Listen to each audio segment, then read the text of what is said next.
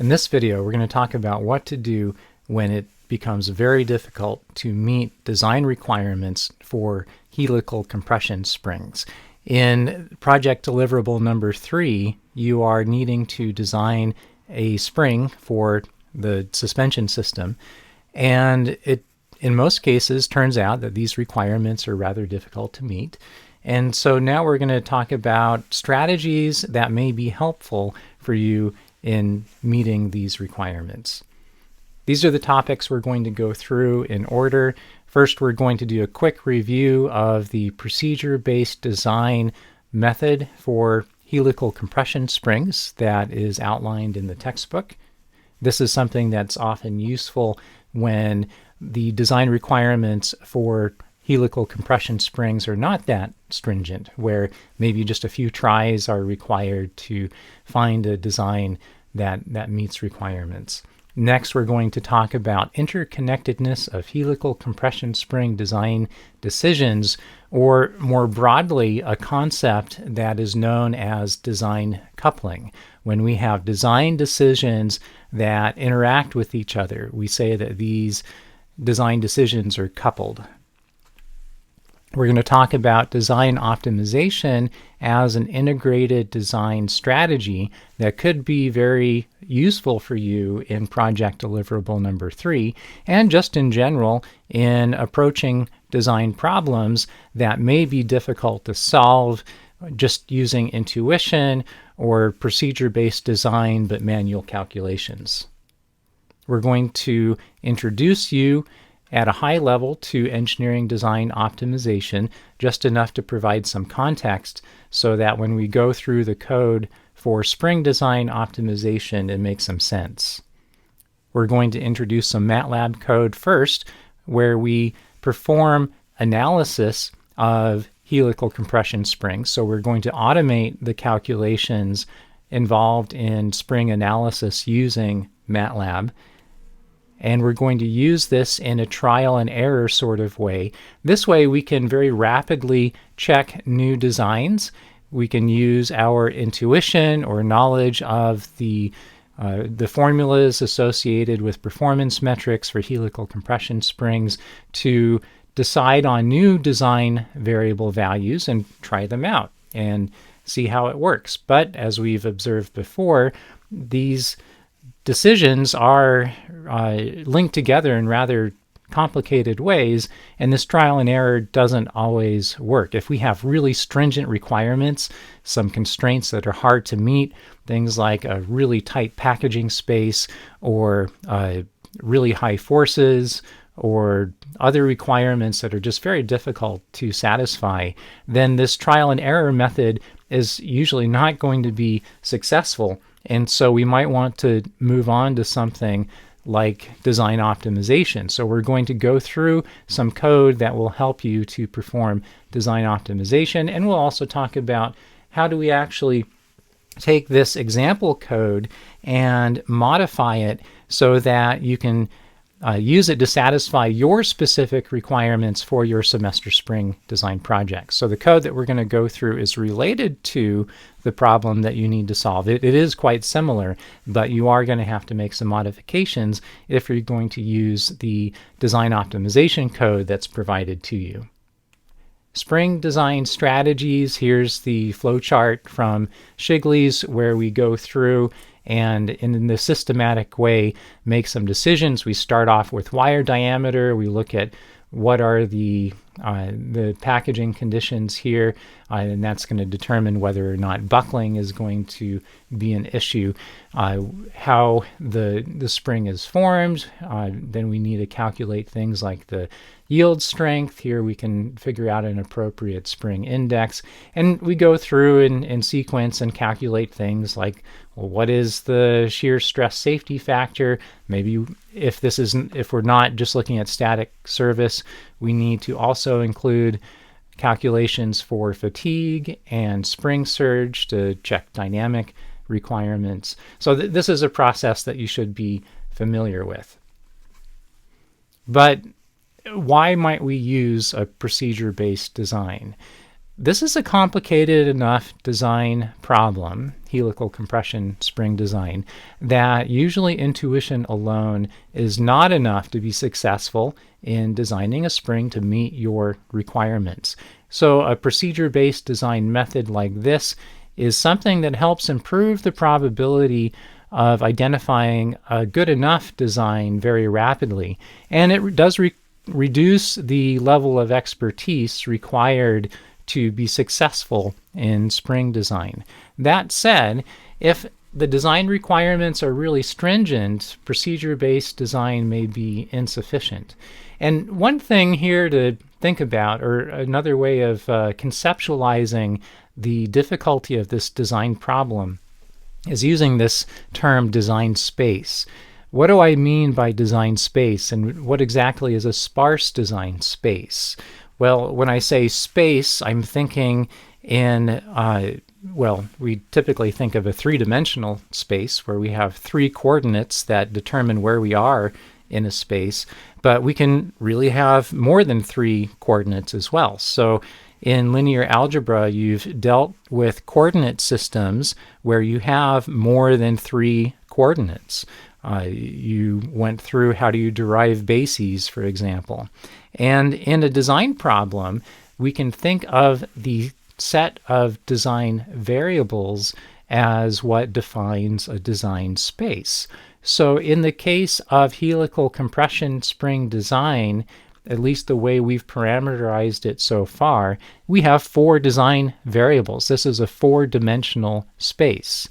If we make a choice about what the value of each of these four design variable values are, that corresponds to a point in this four-dimensional design space. So that's what I mean by design space. Now, what do I mean by sparse? Well, I'm thinking about the set of points in this four-dimensional design space that satisfy the design requirements. If we have rather easy to satisfy requirements, then many points in this design space will satisfy these requirements. There are lots of options, and if there are a lot of options and it's or the space is densely populated with options that will work, then it's easier to find a satisficing design. And maybe we can just use our intuition or procedure-based design to help identify a design that's going to work. But what if these requirements are really difficult? What if we're trying to fit a spring into a really tight space? Or what if there's something else like the fatigue properties or something else that just makes this particular spring design especially hard? Then in that case, in this four-dimensional space, we're going to have very few points, relatively few points that satisfy these requirements. And so that's what I mean by sparse. Maybe they're just little pockets of sets of points that satisfy the requirements. And those pockets of feasible designs are going to be more difficult to find. So if we're just intuitively trying to navigate through this four-dimensional space and trying to find these pockets, we may not be successful. And so here we're going to be using some more powerful design tools to help us more efficiently search through this design space to find those pockets of feasible designs. And not only just feasible designs, but we can try to minimize or maximize something. So for example, we can minimize cost or minimize mass. Another factor here that's important is design coupling strength and design coupling complexity. In this overall semester project problem that you are working on, the project has been designed in a way so that there is a significant amount of design coupling and complexity in this design coupling. So the nonlinear relationships between these design decisions for the helical compression spring, that's an example of this complex design coupling. And because these relationships are really strong, there is a big influence between design decisions, we say that the coupling strength is strong. And we'll define this in just a moment in a little bit more rigor. What do we mean by design coupling? Here, let's talk specifically. We're focusing on how do we deal with the interconnectedness of these design decisions for helical compression springs, but let's also talk more generally, what do we mean by design coupling? It's related to, but distinct from, another type of coupling in engineering that we might call physics or behavioral coupling.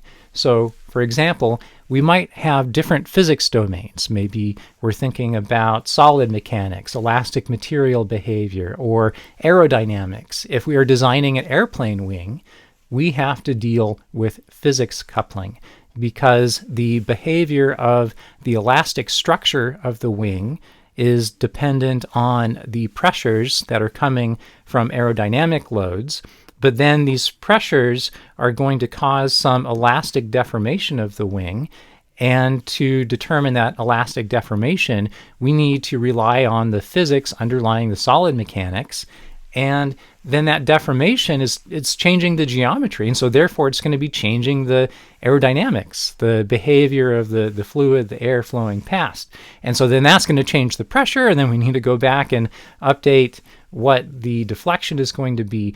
And this example is referred to as aeroelasticity, where we have the aerodynamic physics and the elastic physics, elastic material physics, linked together in this coupled way. And this is what we refer to as physics or behavioral coupling.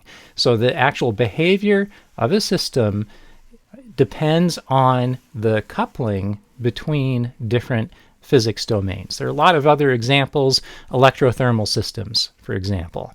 If we have some kind of electrical system that's generating heat, but then the heat behavior or what temperatures are actually achieved, maybe that changes things like the resistance or other properties of the electrical system.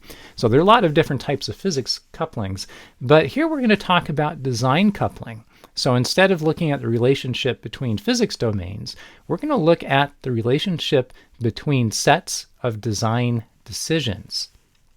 So consider two different sets of design decisions. I'm just going to, in general, refer to these as XA and XB. So maybe XA, maybe that corresponds to the design decisions for your suspension linkage design. And then XB, those correspond to the design decisions for the detailed geometry of your helical compression spring design, just as an example. So we're just going to assume that we have some set of design variables, two or more design variables, and there's some sort of partitioning of that set of variables where we can partition it into at least two different sets, and then we can start talking about what is the coupling between these two different sets of design variables. And here's the core concept. Suppose we choose a value for XA. We specify the set of design variable values XA, or it could be a single design variable. And with that given, how does that decision influence how we should choose the other set of design variable values, XB?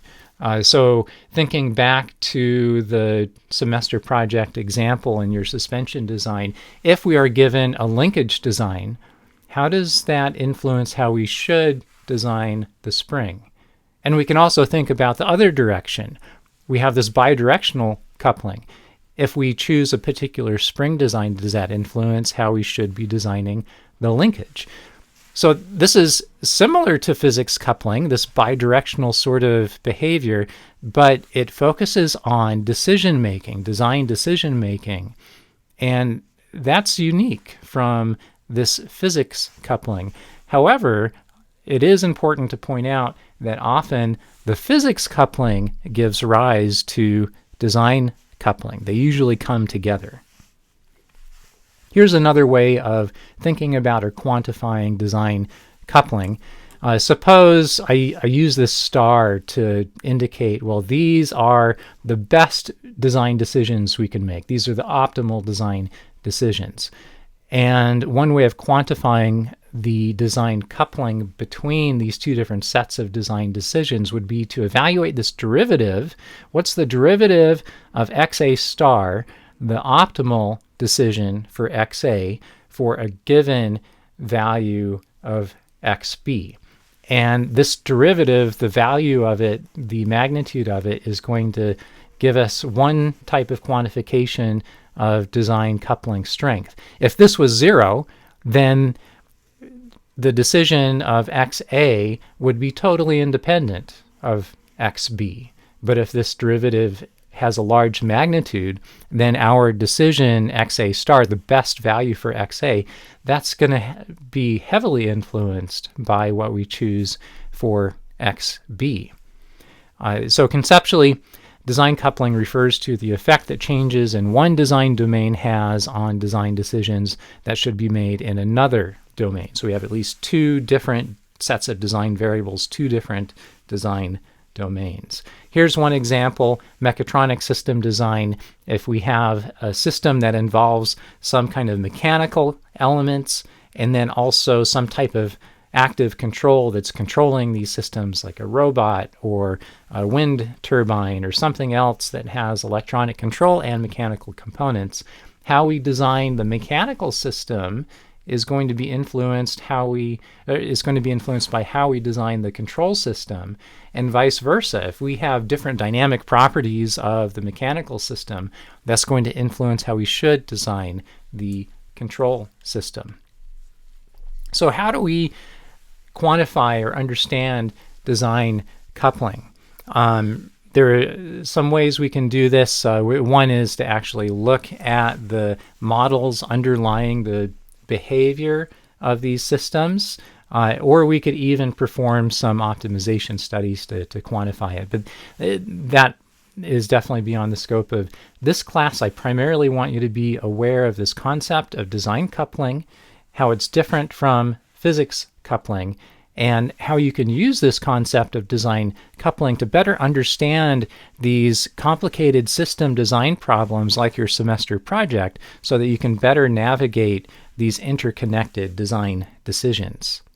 Let's drill in more to the specifics of helical compression springs and get a little bit of sense of design coupling here. Suppose we have a target stiffness value we want to achieve, and we've gone through previously how do we calculate stiffness based on the independent design variables. So here we have the shear modulus that depends on material choice, wire diameter, helix diameter, number of active coils, and the spring index.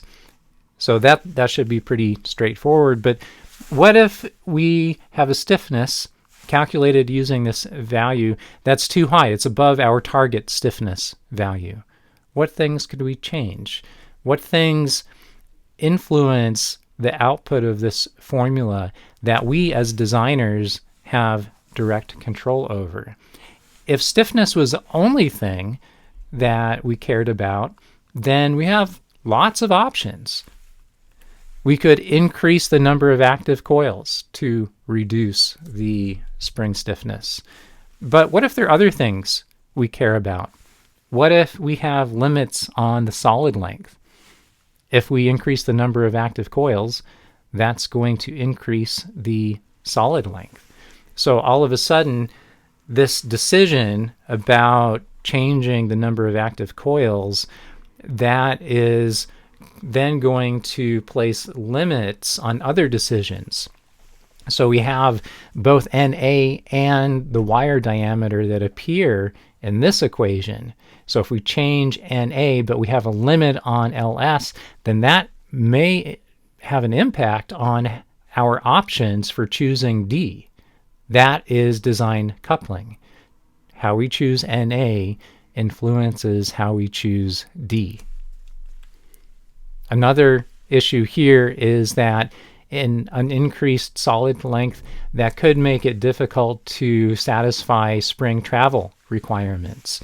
If the solid length is higher, we may not be able to move or deflect the spring as far before the coils touch. And we also could have issues in satisfying spring linearity requirements. Basically, in the middle part of the spring travel, that's where the spring, a real spring, behaves very close to linearly, but at the extremes of the travel, that's where it doesn't behave as linearly.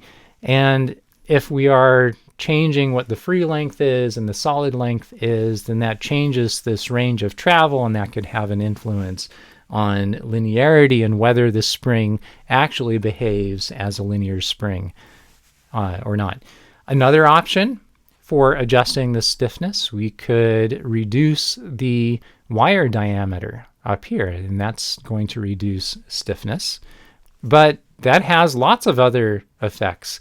It influences solid length as well, but it also increases shear stress, and it impacts the spring index. We have constraints on spring index for manufacturing, for example. It's going to influence what is the force at the solid height. D is also tied to the number of active coils. So this is a highly coupled nonlinear system of equations with 4 design variables and more than 4 constraints. This makes for a very difficult to navigate design space. We can't visualize it. It's more than 3 dimensions. And there are all sorts of constraints, or think of boundaries. They could be linear boundaries or curved nonlinear boundaries in this space that prevent us from moving into different parts of the design space if we are wanting to satisfy these requirements. So we have this big set of coupled nonlinear equations that is making this a difficult design space to navigate. We have these 4 design variables. We have 4 design degrees of freedom. We also can make choices as a designer what material we have, what the end conditions are. There are some different treatments we can perform, say, to improve fatigue performance of helical compression springs. Those are things within our control as engineering designers. We have lots of constraints to consider. Stiffness, of course, we maybe have a target stiffness. We often will have some kind of packaging requirements. We need the spring to fit within a particular space. We usually have a minimum amount of travel. We need to account for yield. We need to make sure that the maximum stress at the solid height is not going to exceed the yield strength of the material, also abiding by whatever design factor is important or appropriate. Then we have fatigue constraints with helical compression springs. We often will use Zimmerli data here, and fatigue will often be more restrictive than yield alone. We need to consider linearity in practical cases. If I remember correctly, for the project, the spring design within the project, you're not required to account for the linearity constraints. In general, for dynamic service, we need to account for spring surge to make sure we don't excite any resonance in the spring. We don't want to have any catastrophic any traveling waves colliding into each other and dramatically increasing the displacement of the spring and increasing stress. We need to think about manufacturing, so things like limits on the spring index. We don't want to specify a spring with a rather large wire diameter wound around a really tight helix diameter. That's going to be hard to manufacture. It could lead to surface cracks that can be bad for fatigue. Maybe with manufacturing also we think about things like shot peening to improve yield, or set removal after winding. That can also be something that helps with manufacturing. We also need to be careful with buckling, especially depending on the end conditions and whether this is in a pocket or over a rod or not. If it's not, then we need to pay attention to buckling, which links to the aspect ratio of the spring geometry. So in summary, this problem is cognitively impractical. There are just so many things to consider simultaneously. Unless we have some kind of systematic procedure, at least procedure-based design. And if we have really stringent requirements, like is often the case in the semester project, it's even more difficult. Even with procedure-based design, it could be very difficult.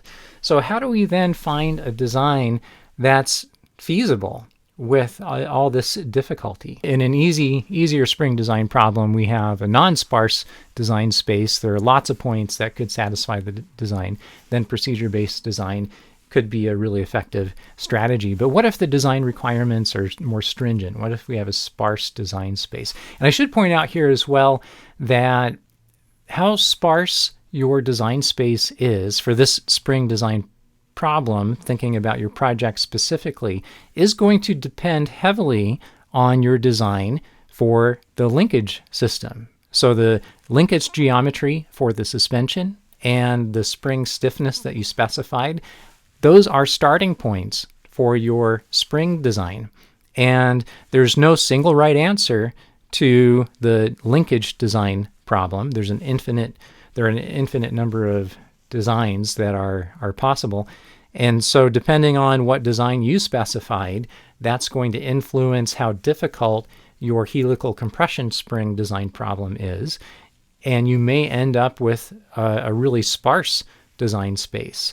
And if that's the case, then you're going to need to go back and so if you can't find a design that satisfies these requirements, you may need to go back and update your linkage design to make the spring design easier. In an extreme example, it might even be the case that you have an empty design space. If the requirements are so stringent that they are impossible to satisfy with a real physical spring, then we say the design space is empty. There are no feasible designs. Let's go back to this concept of design coupling, thinking about the relationship between PD2 and PD3. PD3 has two levels of design coupling. We have the design coupling between the spring design variables, these 4 independent design variables, but we also have the link between PD2 and PD3. The linkage design and spring design decisions are coupled. And so that makes this even more challenging to solve this design problem. It's helpful to think about how do linkage design decisions influence helical compression spring design decisions. So for example, in how we specify the linkage design, that's going to determine, well, what is the maximum allowed free length for the spring, or what is the constraint on the solid height. We can't have a solid height that's too big. We need to be able to compress the spring into the 4G position and not have all of the coils touching each other. If we adjust the geometry of the spring, then that's going to influence what these geometric constraints on the spring are. We can think about the other direction. How might helical compression spring design considerations influence desirable linkage design? If in attempting your spring design you discover there are particular elements or particular requirements that are really hard to satisfy, then you can think about, well, how might I go back and change the linkage design so that it results in requirements that are easier to satisfy. Feasible solutions in a sparse design space are hard to find, and this additional level of design coupling increases the difficulty, or it very likely makes your design space more sparse. So the problem in this semester project, this linked problem between linkage design and helical compression spring design, this is an exercise for you to go through to learn procedures, learn methods, effective methods for wrestling through design problems that involve a sparse design space and that have design coupling. So the skills that you are learning here will apply to many other design problems. At least the concepts and some of the specific methods will apply more broadly. Let's now talk about design optimization as a strategy for integrated design. Just revisiting the procedure-based design from Shigley's. This is good for finding a satisficing design if we have a design space that's not too sparse. But are there better ways of going about it? Can we do better? Can we accelerate design decisions? Can we make it easier to iterate when our design requirements change? So for example, if we change the linkage design, that changes the design requirements for the spring design. It would be really nice if we could automate the design of the spring so that this iteration between linkage and spring design is a lot easier.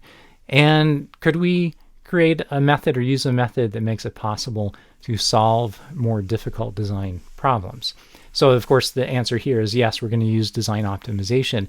I should point out the caveat that there's a core trade-off here. Using design optimization requires investment.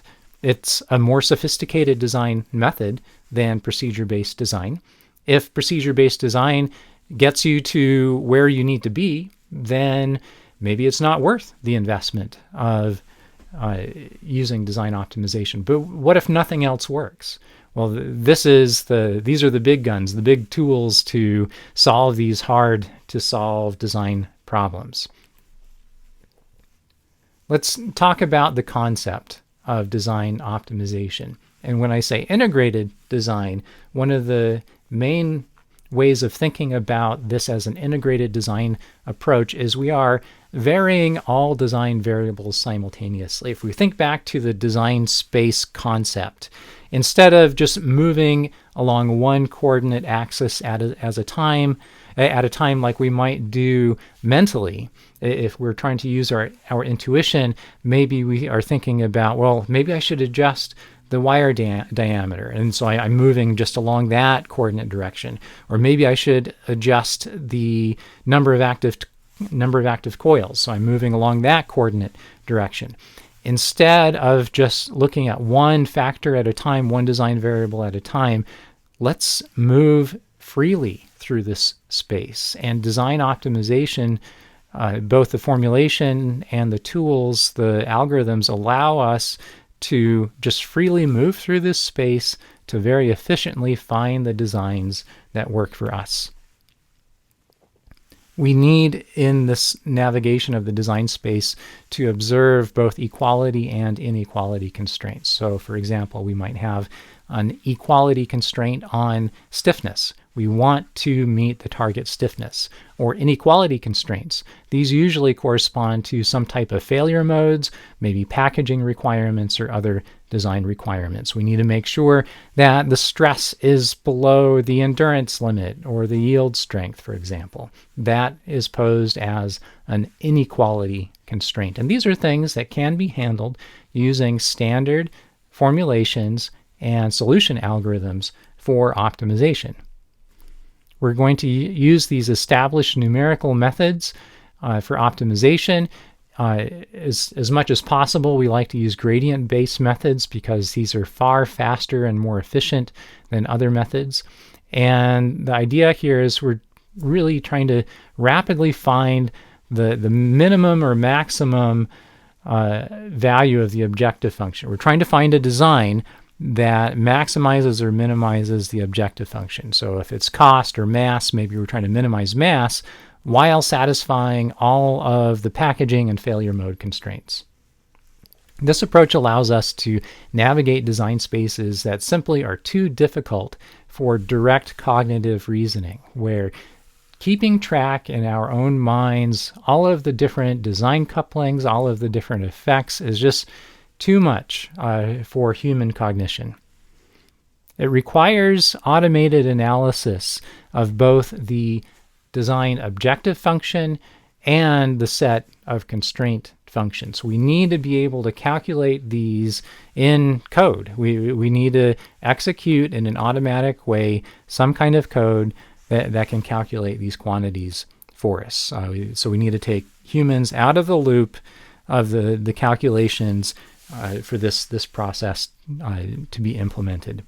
And so to do this, you need to learn how to write objective and constraint functions in a format that's compatible with Matlab optimization functions.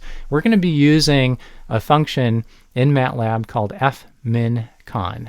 So what does that stand for? This is a function that helps us to minimize constrained optimization problems. And it actually has a number of different solver algorithms behind it, and you are provided with one implementation of fmincon that goes through and sets all the settings appropriately for you and everything. But you're going to need to learn the syntax, the MATLAB syntax of how to construct the objective and constraint functions in MATLAB in a way that works with fmincon, because you're provided with a MATLAB implementation of a helical compression spring design problem that is really similar to the one you need to solve, but not exactly the same. The set of constraints is different. The specific requirements are different. So you need to learn enough about fmincon if you are going to use design optimization in your project here. You need to learn enough about fmincon and the syntax so that you can go in and modify this code in a way that will help you solve the problem that you need to solve, which is different from the example problem that we're going to go through. This is very relevant to your project. As we've talked about before, if the kinematic design needs to be changed, then this is going to impact the spring design requirements, all these things that we've talked about before, like stiffness, travel, and so on. And it would be nice to have a way of automating the spring design as things like this change. So, as I mentioned before, it might be impossible to satisfy all spring design requirements for some linkage geometries. And I don't know if that's the case for your specific project or not right now. But if you've gone through and you've done a lot of trial and error and you've just not found a feasible design yet, this could be the case. Or maybe you just have a really sparse design space. So what do we do in this case? Well, we can use our intuition. We can use what we learned in spring design to go back and adjust the kinematic design to make spring design feasible. We can change the linkage design so that things like travel requirements or free length or solid height requirements are just not as difficult to satisfy. We either increase or decrease these constraint values. We can think about using design automation approaches versus manual design. In the main project document, there's some sections that discuss the differences here. So manual design, where we're doing these manual calculations, where we're making decisions, the human designer is making decisions, versus design automation. And there are different flavors of design automation. We can have something that's partially automated. We could automate the calculations of your objective and constraint functions, all of the figures of merit, but maybe we still manually are tuning the design. So that's a partially automated design process. But then we can go into design optimization, where the design decisions themselves are also automated. I want to point you to a journal paper from my research group that's relevant. It's journal paper number 10. It's available on my group website. And it goes through a helical compression spring design optimization problem, among other aspects of a suspension design problem. But it shows how do we actually go through and take the spring design requirements and formulate them as constraints that will work with design optimization. As I have mentioned, this is similar but not identical to the spring design problem for your semester project. Here's an image of the first page of the paper. You can download it from my group website. It covers the design of an active suspension. So it actually goes through more than just spring design, but it also includes overall system dynamics, active control. It's an actively controlled system, and also the damper design. We're designing the valves for a damper to provide the damping behavior that we need for this system. Here's another later page. You can see we're looking at a simple quarter car model of this automotive suspension. We have what's called the sprung mass that corresponds to the vehicle body. We have the unsprung mass that corresponds to the wheels and tires and everything that moves up and down with the wheels and tires. And here we have tire stiffness, tire damping, and then we have this rough road input. And we're wanting to isolate the sprung mass, where the passengers and cargo is, from this rough road input, but also have good handling and other properties. So we're choosing a stiffness value for this suspension spring in this problem, but we still need to make sure it's possible for us to design an actual mechanical spring that matches that stiffness target while fitting within the space required and satisfying all of these various constraints on packaging and failure modes for spring design. So this paper walks through this whole process for spring design, but it's a different problem than the one for your specific project. It might be worthwhile for you to have a look at this article and see how we actually go through the process of formulating these constraints. And the elements of spring design in this paper are very similar to project deliverable number 3. After this, we're going to go through an overview of some core design optimization concepts. We're going to walk through the code for this example problem and talk about how this applies specifically to project deliverable number 3. So just a little bit more detail on this quarter car model. This is what we call a canonical test problem. It's been used in this research field called co-design or control co-design, where we're simultaneously designing a control system and the physical aspects of a system. And here's some older papers from outside my group where they've used this as a test problem. And here's an image from a company, Bose, yes, the company that makes the nice speakers, and they worked for a while on an active suspension because they're really good at linear motors, linear actuators. So here they have this linear electromagnetic motor that is part of the suspension. So they still have a torsion bar. We've talked about torsion bars before. That's basically a spring. But we have this big actuator up here that's capable of exerting a lot of force on the suspension.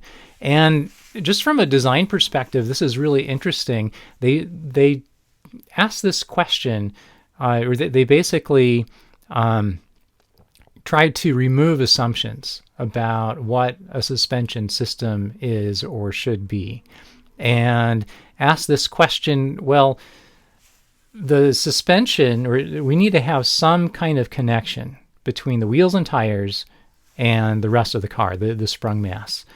And what if we remove assumptions about what is making this connection?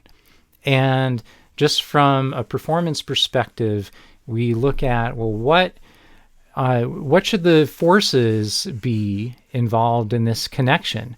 And let's just ignore the details of how we're actually going to achieve those forces.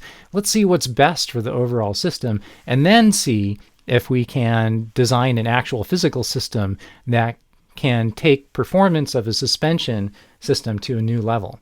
And this was done a number of years ago. This was so back when I was working in industry. I worked with some of the people at Bose. I was not at Bose myself, but I worked with some of the people who were involved with this project, and it was very interesting to see how they were tackling this problem.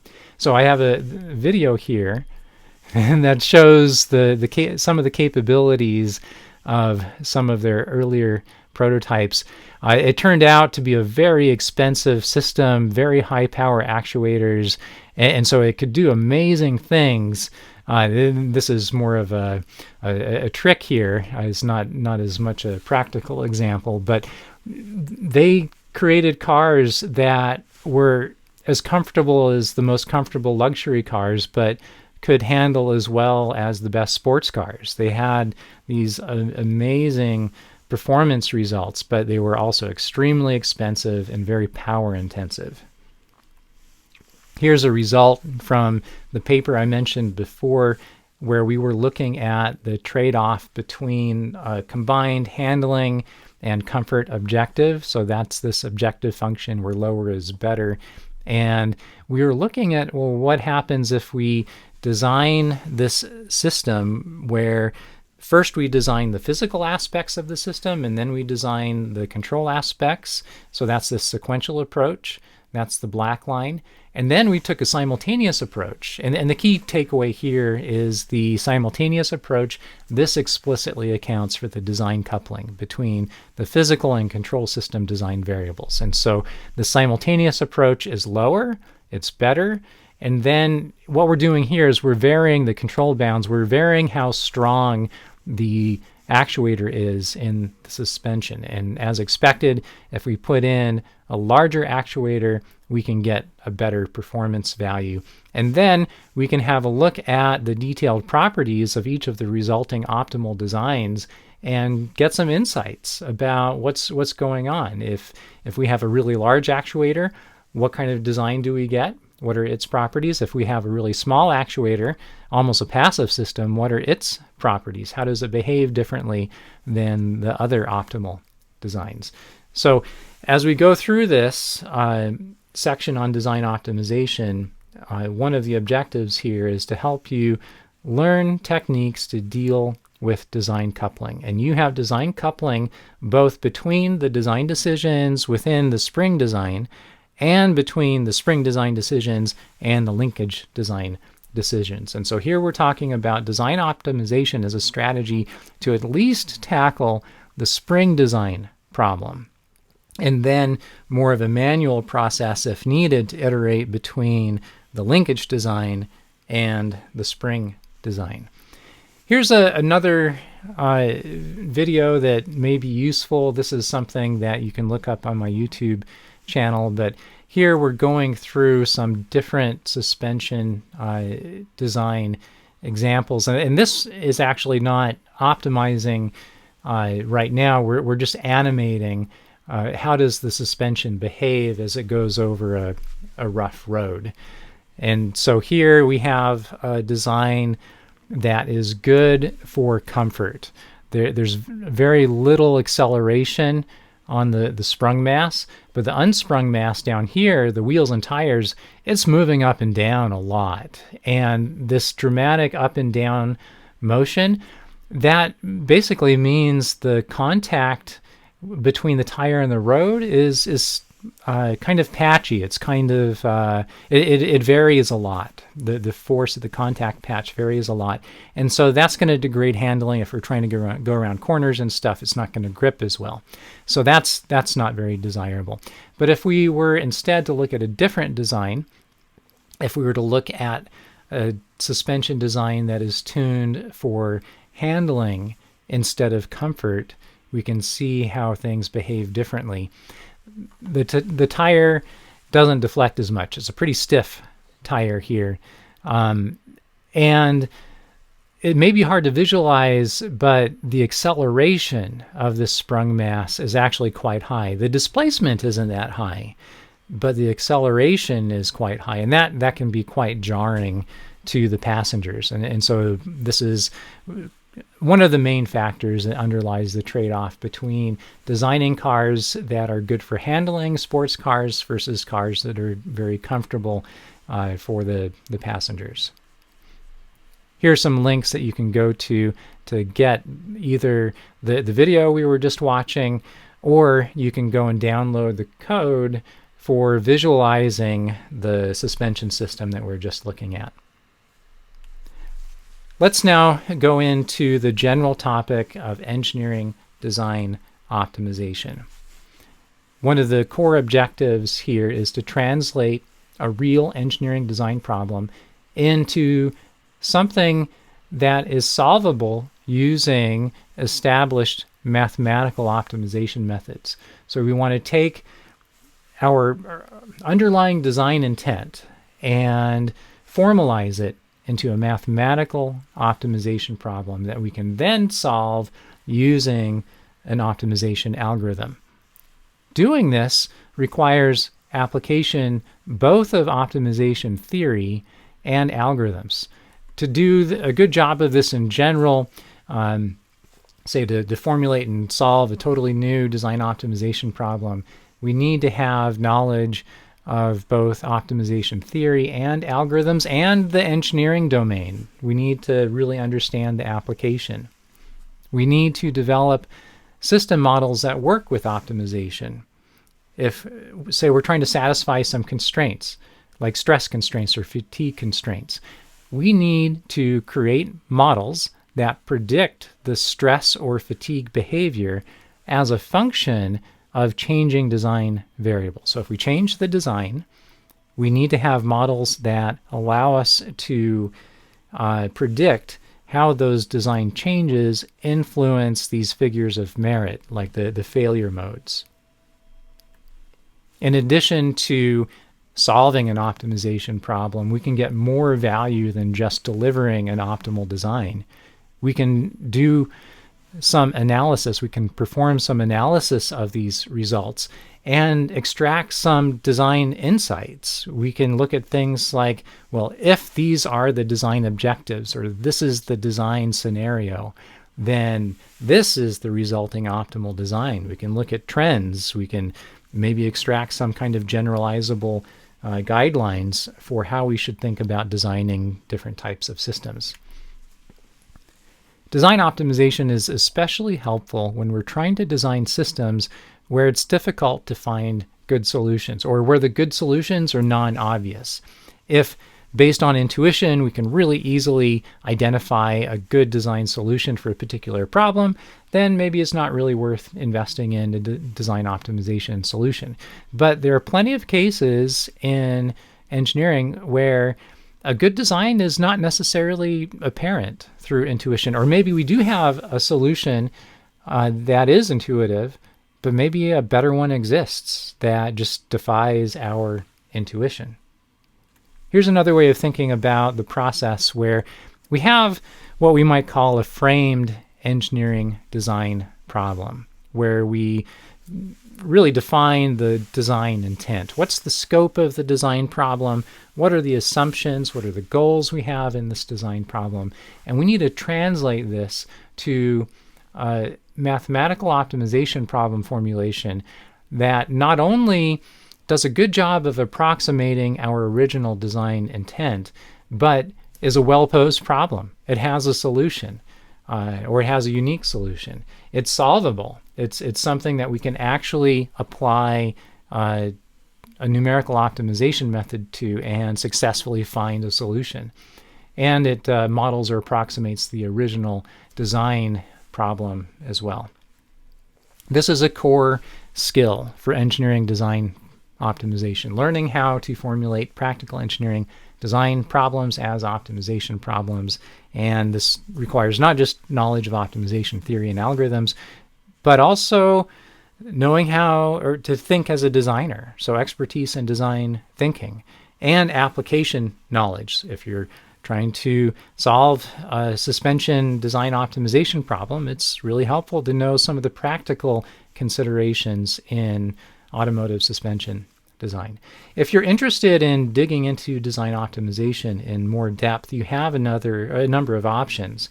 There are a number of mathematical optimization courses that focus on the theory and algorithms, and that's a really important part of design optimization, but it's not the whole thing. There are a few classes available that focus on the interface between the numerical methods and theory for optimization and the practical engineering design aspects. One of them is SE 413, Engineering Design Optimization. This is a course that is typically offered in spring semester.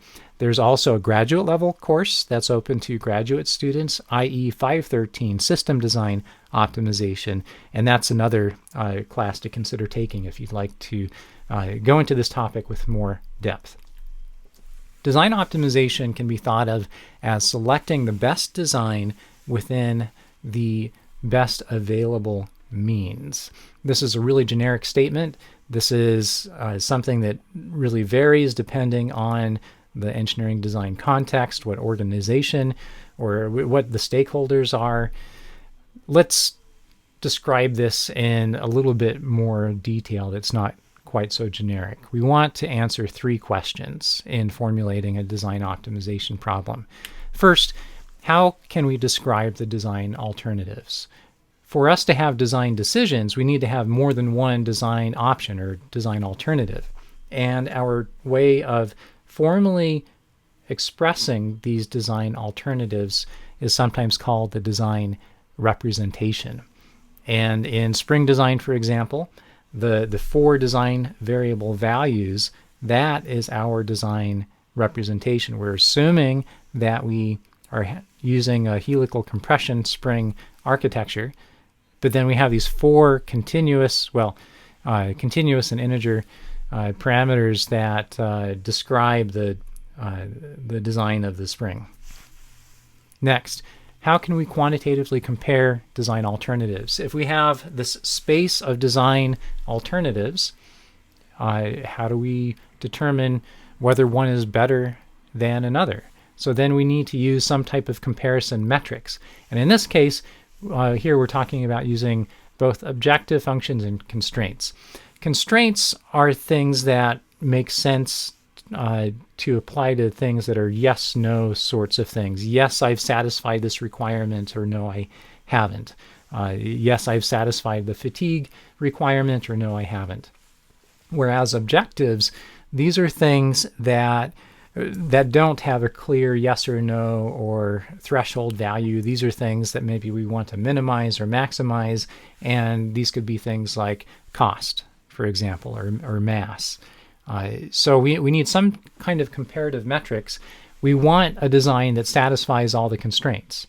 So then that just automatically wipes out a large set of designs in our design space. But then we have, what if we have more than one design left? And we want to choose, and we want to rank the desirability of these different designs. And to do that, we can apply objective functions to say whether one design is better than another. Finally, given a design, how can we predict its performance? So we have a point in the design space that represents a design option, a design alternative. And to compare it to other designs, we need to evaluate these comparison metrics. Well, to do that, we need to have a predictive mathematical model where, given the design specification, it will predict, or at least approximately tell us, what are these comparison metrics. So these could be objective functions or constraint functions, things like failure modes or mass. And these kinds of models sometimes are challenging to create. And through this class, a lot of the ways we've modeled the different components that we're treating are compatible with design optimization, in that they allow us to take the independent design variables and take a specification for those values, and then map that to these objective function or constraint values. One way of stepping back and thinking about this is this is what engineers have always done. We've tried to think about what are the different design options and how can we choose a good one. And here we're just putting this into a formalism such that we can apply really powerful numerical methods to solve these problems. Another way of describing this is the design optimization paradigm is we are using a nonlinear programming formulation to model a design problem. Nonlinear programming refers to continuous optimization, meaning the variables, the design variables that we're varying, or optimization variables, those are continuous real variables. And if you've had courses such as Introduction to Operations Research, i.e. 310, for example, you've been exposed to linear programming and nonlinear programming, or maybe you've had a numerical methods course where you've had some introduction to optimization. It's helpful to think about these mathematical optimization formulations as a model for the design problem. So that's different from the model of the system, where we have a mathematical model that predicts the behavior of a system. Here we're modeling this design decision problem using this optimization formulation. We have usually multiple design degrees of freedom in solving a design optimization problem.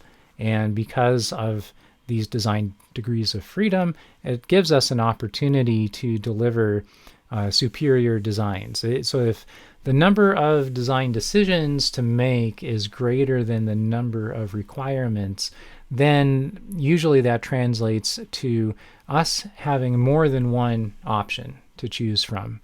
And we want to take advantage of this design freedom to improve the results that we deliver as design engineers. What is mathematical optimization? This term optimization is used all over very casually in engineering. Often it's used to mean improve. So when an engineer might say, oh, I need to optimize that code, or I need to optimize that geometry, they might not be referring to formal mathematical optimization. They might just be referring to improvement or streamlining. Here we're actually going to talk about optimization in a formal sense.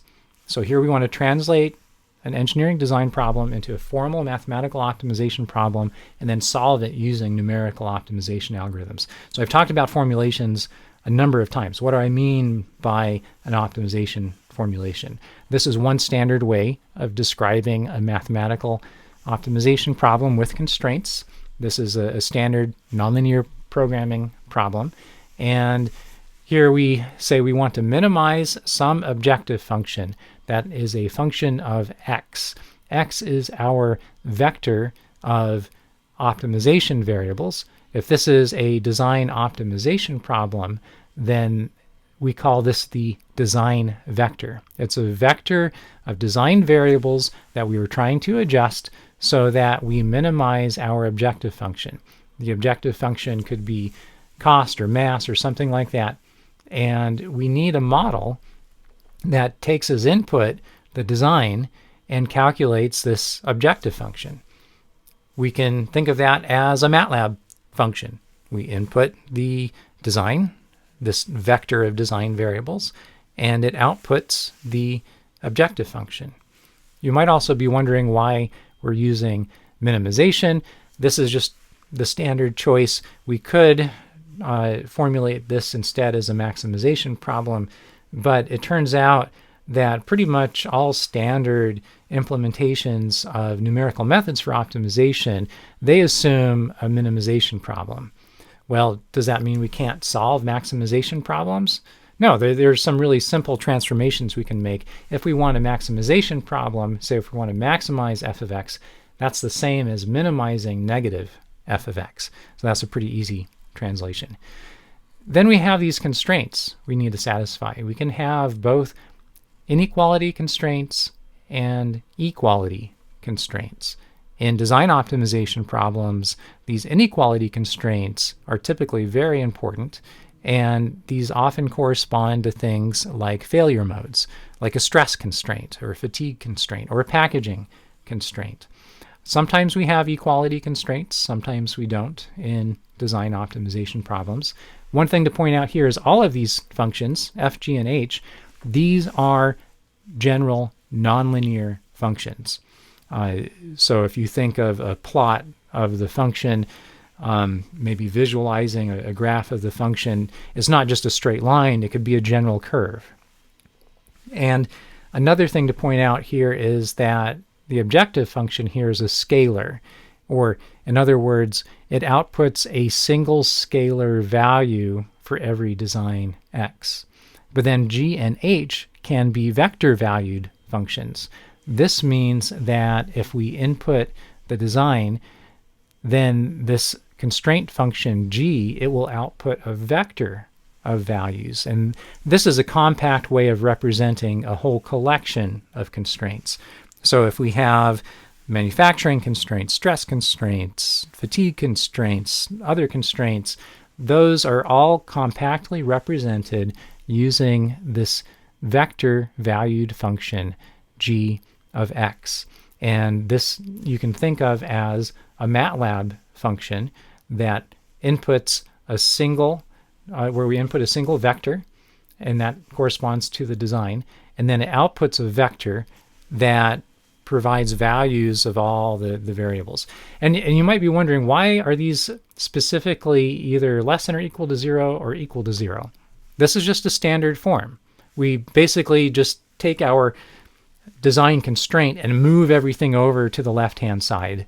And so the right-hand side, just for standard implementations of optimization solvers, we assume they are in this form. And it will go through some examples of how we take a design requirement and put it into a constraint of this specific form. But this is an important thing to pay attention to. When you go in and add or modify constraints in the Matlab code for Spring Design Optimization, you must have the constraints in this form.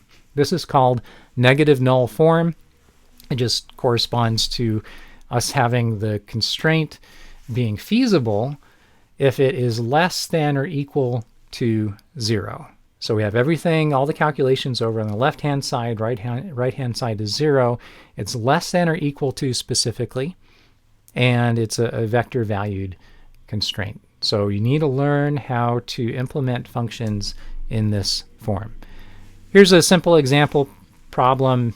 Maybe we want to minimize deflection of a mechanical structure with respect to geometric design. So this x could be a vector that contains parameters that describe the geometry of some structure, subject to stress, fatigue, and cost constraints. So when we solve a problem, when we apply f-min-con to a problem like this, if it solves it successfully, it will give us a value x, a design x, such that if we plug it into g of x, the output of that will, all of the quantities, the vector g, it will all be less than or equal to 0. And h, it will all, any value in h will also be 0. And then f will be a minimum. It'll be a local minimum, at least. So if we perturb or move x in any direction, in any way, then we're going to increase f. So that's the nature of the solution that we're getting with design optimization. Let's talk briefly specifically about design variables. Design variables need to be independent quantities. These need to be things that we have control over. So things like the wire diameter of a spring or a helix diameter of a spring, we can specify those.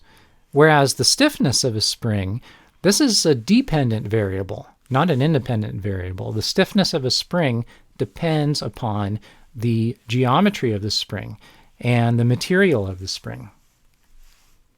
Design variables are often interchangeable with fixed parameters. It depends on how we define the design problem. It's often nice to limit the number of design variables in a design optimization problem to make the study more focused. It also reduces the computational expense of solving the problem. And so we can choose to hold some of the variables fixed, and I usually call those fixed parameters in the context of a design optimization problem.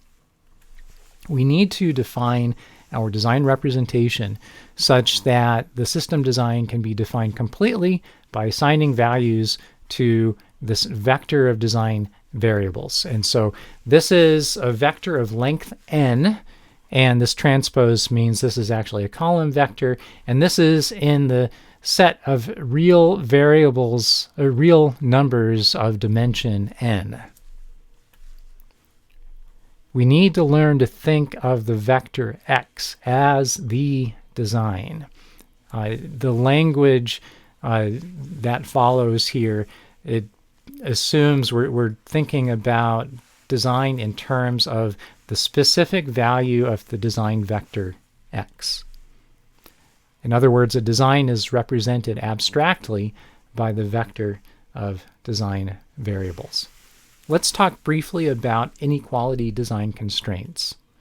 One example could be an axial stress requirement.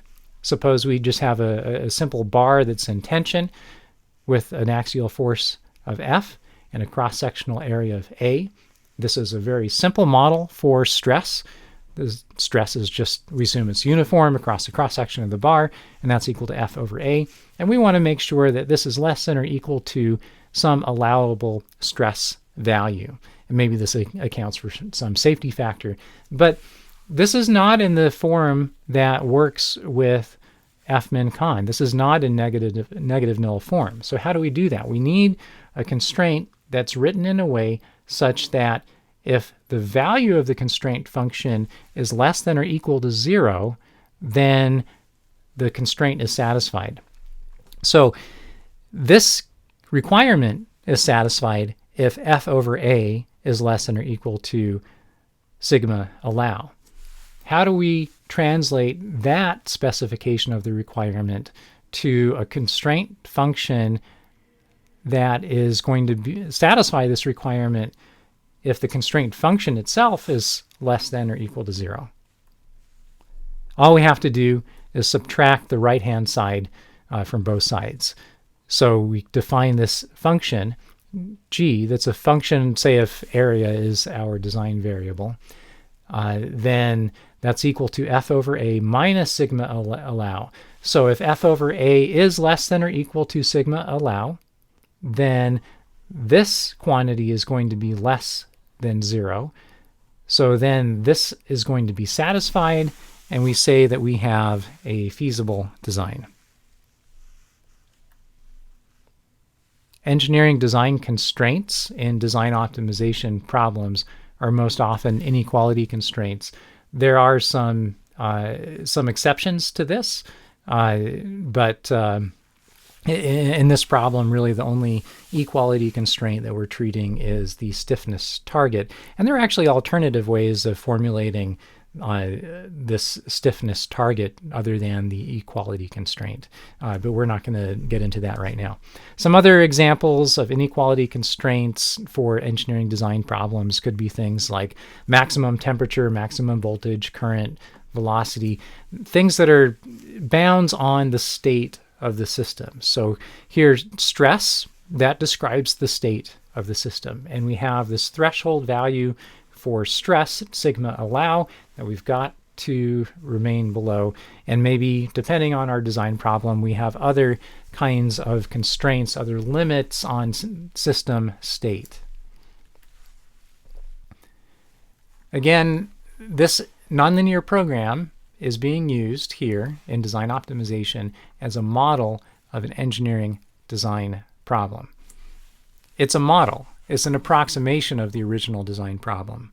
If we get a solution to this problem, and we can show mathematically that yes, this is a correct solution, then we can say that the result is an optimal solution, but with respect to the model of our original design problem, or the optimization formulation. That's different from saying that this design is the optimal design in reality, because of things like, well, what if our design representation was not comprehensive? Or what if our models that mapped the design variables to the objective function and constraint, what if those were just approximate models? Then there's going to be some difference between the result here, x, the optimal value of x, and a design that would be optimal in reality. So just keep that in mind. The result of design optimization problems, that is an approximation of the optimal design in reality. Let's go through a few analytical optimization examples here. Here's a simple one-dimensional optimization example. One-dimensional in the sense that we have a single optimization variable. Here we're minimizing an objective function that's quadratic, 2 times the quantity x minus 1 squared, subject to a linear constraint. 2 minus x must be less than or equal to 0. Or in other words, this means that x must be greater than or equal to 2. This is a video that steps through how to actually solve this problem in Matlab. And here we're creating an anonymous function just in the command line to define the objective function. And now we can just verify that this function is in memory now. And we can test this function. So at 0, f of x is equal to 2. At 5, it's equal to 32. Let's visualize this function using fplot. Yeah, so over here we can see where the minimum is visually, and it's shifted off to the right of 0.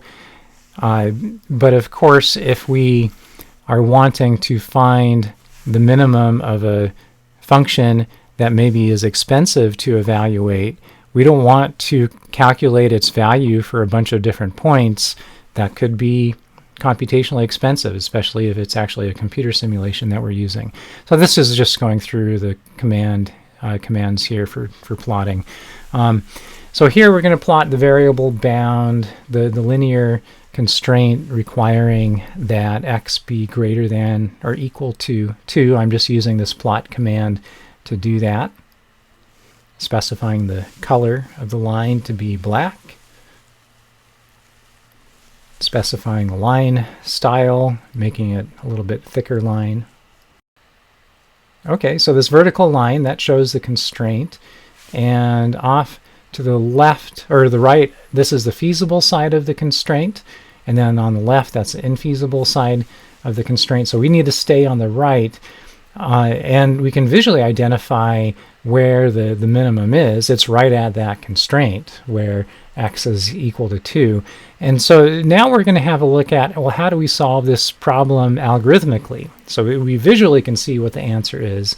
Let's use this really simple problem to demonstrate how do we use an algorithm to find the minimum. We're going to use fmincon, and here we can specify options for applying fmincon to solve this constrained optimization problem.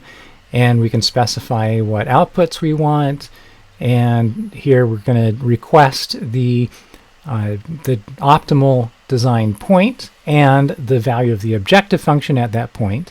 Here we specify the objective function. We need a starting point. We have no linear constraints. We have lower and upper bounds. So here I'm using infinity as the upper bound.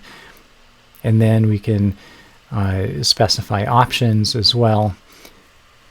Here I'm using the optimset command, and then I'm saying, yes, I want some information at each iteration displayed. And this shows what the results are. We can see that the solution right here, that matches the graphical result. And we can see, oh, it suggests that we use a different algorithm. This is something that we can specify using optimset. So going back into these options, I'm going to say I want the algorithm to be used to be SQP. It just automatically detected that that algorithm may be a little bit more suitable for this particular problem. And you can dig in and get a lot more details about fmincon, what are the algorithms behind it and everything, in the Matlab documentation. So there we found a minimum that satisfies the constraints, and that was just a quick demo of how to use fmincon. And in that case, we used an inline or anonymous function, and that worked out because we only ever needed scalar constraint, or we only had scalar functions. The objective function only had one output, and the constraint function only had one output, or we can express it instead as a bound. But if we have multiple constraints, then we're going to need to write a separate constraint function, because with anonymous functions we can only have single outputs. And the issue with fmin_con actually is that if we specify any nonlinear constraints, it requires that we output both an output argument for the inequality constraints and an output argument for the equality constraints. And so that's why it requires using a separate M file to define a nonlinear constraint function. Let's go to a different example that also is very simple.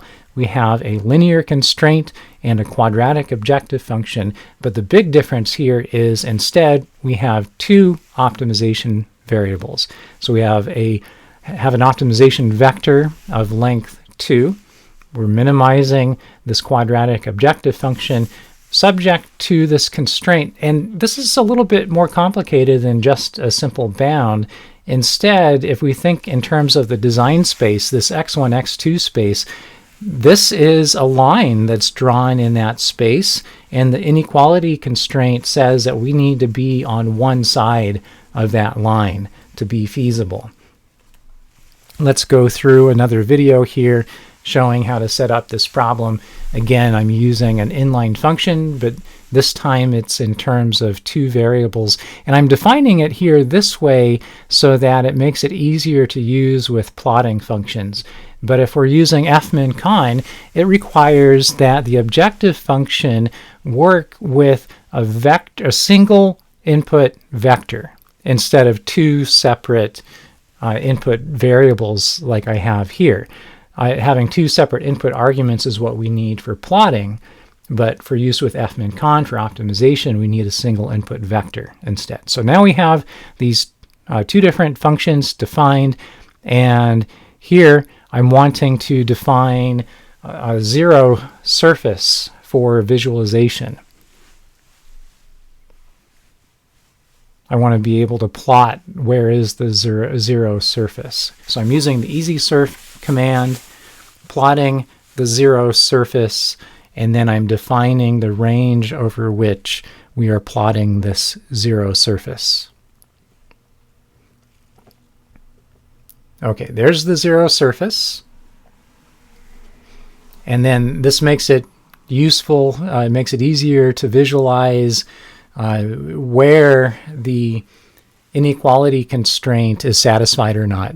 So remember, whenever the inequality constraint is less than 0, then it's feasible.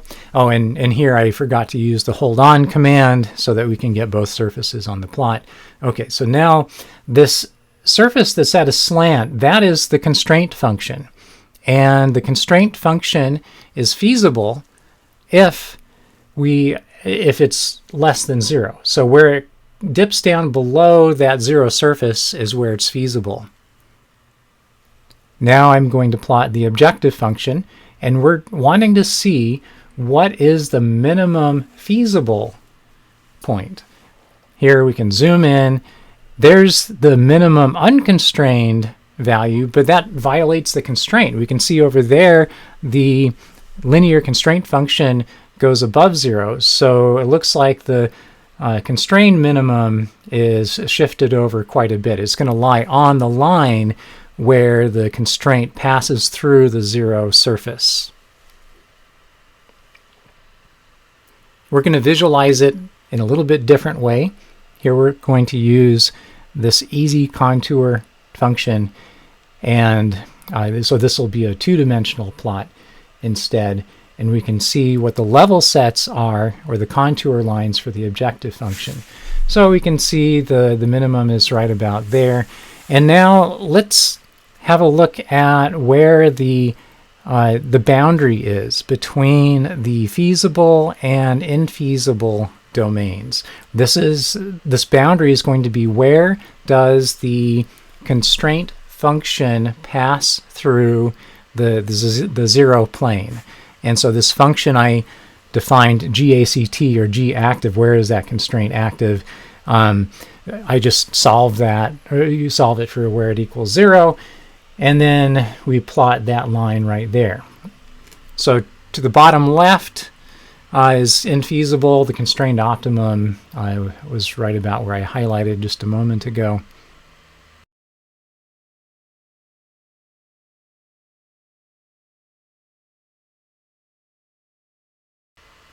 Now I'm redefining the objective function in a way such that it works with an input vector. And so that is compatible with fmin_con.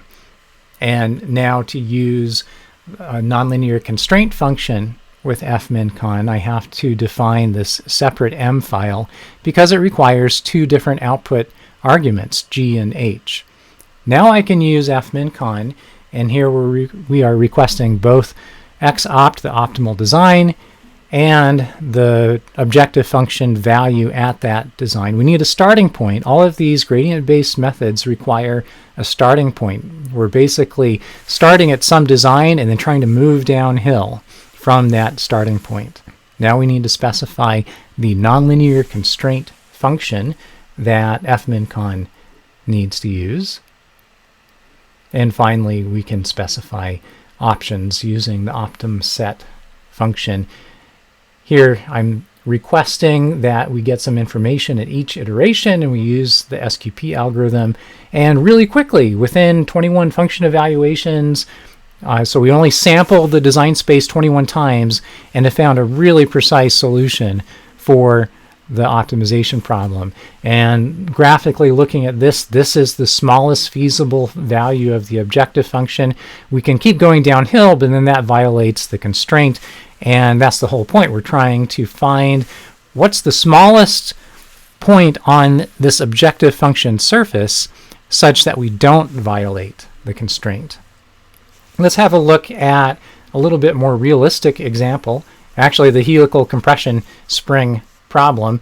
And as we've discussed in previous lectures, there are different ways of parameterizing this, and we can choose design variables such as the wire diameter, helix diameter, pitch, and free length, or instead of pitch, we could specify the number of active coils. And that I often think in terms of being an integer value, but here we're going to relax that to a continuous variable. So this is going to be a continuous optimization problem.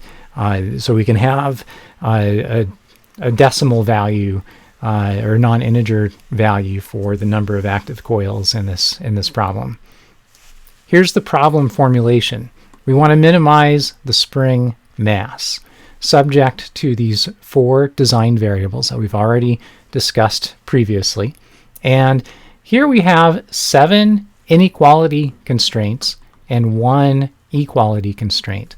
The equality constraint requires that we hit our target value for the spring stiffness. There is an alternative way of dealing with this, and that is to recognize that this constraint is going to be active, or it's going to be satisfied with equality at the solution. And assuming that k is going to be equal to kt, we can actually use substitution to reduce the number of design constraints here. But for the purposes of this problem, I'm going to leave this equality constraint in, and for project deliverable number 3, that's just fine if you leave this constraint in as well. It provides us an opportunity to learn how to use equality constraints instead of just inequality constraints. Now, when we're thinking about how does this actually get put into Matlab, we use a vector-valued function for the inequality constraints. We have 7 components, 7 inequality constraints. We need to define a function that calculates all 7 components and outputs that as a vector. We're going to go through the code that solves this particular problem in detail, and then after that we're going to talk about problem visualization as a conceptual tool. And it also helps us to have a language for how to discuss and really understand conceptually design optimization. Let's talk about problem visualization and using these concepts as an abstraction. It's possible to visualize optimization problems in lower dimensions, meaning the number of optimization variables is small. We certainly can do visualization in 1 or 2 dimensions. We've already done that. And it can be possible to visualize in 3 dimensions, although that requires some more sophisticated plotting or some dynamics. So this is a useful abstraction of the original engineering design problem, thinking in terms of, well, moving around in this space that corresponds to changing the design. But then when we're trying to find a good design, here we're thinking about a lower elevation, a lower point on the surface as being better. We want to minimize this objective function. And so we want to search around this space until we find the smallest possible elevation of the objective function surface. It provides a lot of insights, I think, to visualize problem optimization problems in this way, as not just the objective function surface, but also the constraints that we might have on it. It provides some useful language for reasoning through these design problems. And there's a nice article called The Design Optimization Paradigm. And this is an overview article that it basically presents the idea of how can we take an actual engineering design problem and model it as an optimization problem that we can then go and solve using mathematical optimization. Using design optimization as an abstraction for engineering design really was a breakthrough concept in engineering design research back in the 1970s, and it's really been accelerating since then, and it is in mainstream use in many different industries. These concepts that we're talking about in problem visualization extend to higher dimensional problems. So if we have 4 or 5 or more design variables, we can still use the same language. We can even use the same sort of concepts, but we just can't actually visualize it as we can with a 1 or 2 dimensional problem. Here's an analogy. Suppose we are going on a hike. This is a picture of Meteor Crater in Arizona, and maybe we want to hike down to the bottom of Meteor Crater. Good luck actually getting access to it, but just suppose we want to find the bottom of the crater. And down here we have a topographic map showing the contour or contour lines or level sets that indicate the elevation. And so we can see the bottom, the smallest point of the crater is probably right around there. And if we're starting over here, we want to figure out how do we find our way downhill. How do we find our way to the lowest spot? Well, we go downhill, but how do we find what direction is downhill? We can use our eyes in this case if we're out hiking, but that's really expensive, actually. That's a lot of information. What if we can't see? What if we are walking around in the fog and we can't see in front of us and it's at night? How can we tell what direction is downhill if we have no visual information? And you might be wondering, well, why am I asking this? Well, remember, each point on this surface, we are using that as an abstraction or a model of the behavior of an engineering system. And the elevation corresponds to the value or goodness of that design, and lower is better. But every time we evaluate a single point, or the elevation of a single point for a given design in this design space, that could be really expensive. That could require doing something like running finite element analysis or computational fluid dynamics that could take not just minutes, but maybe hours or even days to find the solution to. So we want to figure out, how do we find the bottom of this valley? trying to reduce the number of samples we need, or reduce the number of data points that are required. So if we're at a starting point, if we're right here at the top of this valley, and we can't see, or we don't have visual information available to us, how can we find out what direction is downhill? Just think about that for a moment. How would you find your way downhill if you were hiking and you couldn't see? One option could be to pay attention to the position of your feet. What is the angular position of your ankles? That provides some essentially gradient information. You can figure out from the position of your ankles, well, what direction is pointing uphill and what direction is pointing downhill. What if instead you you don't have a lot of sensitivity in detecting what the precise angle of your ankle rotation is? Another option would be to take some small steps nearby, just sample around and feel, oh, is this direction going uphill or is it going downhill? So we can take some samples and figure out what is a downhill direction. These are some analogies to what we may actually be doing in a numerical method for finding the bottom of a surface in a design space. And so this language is something that is really useful when we're talking about design optimization. So here's a picture of me from several years ago when my beard was much shorter at the top of Meteor Crater. And I discovered that I couldn't actually hike down to the bottom. I was the wrong kind of scientist. Some scientists are allowed to go down to the bottom and maybe look for remains of meteors, for example. So that is a nice analogy, I think, of optimization. We're trying to find the bottom of a valley.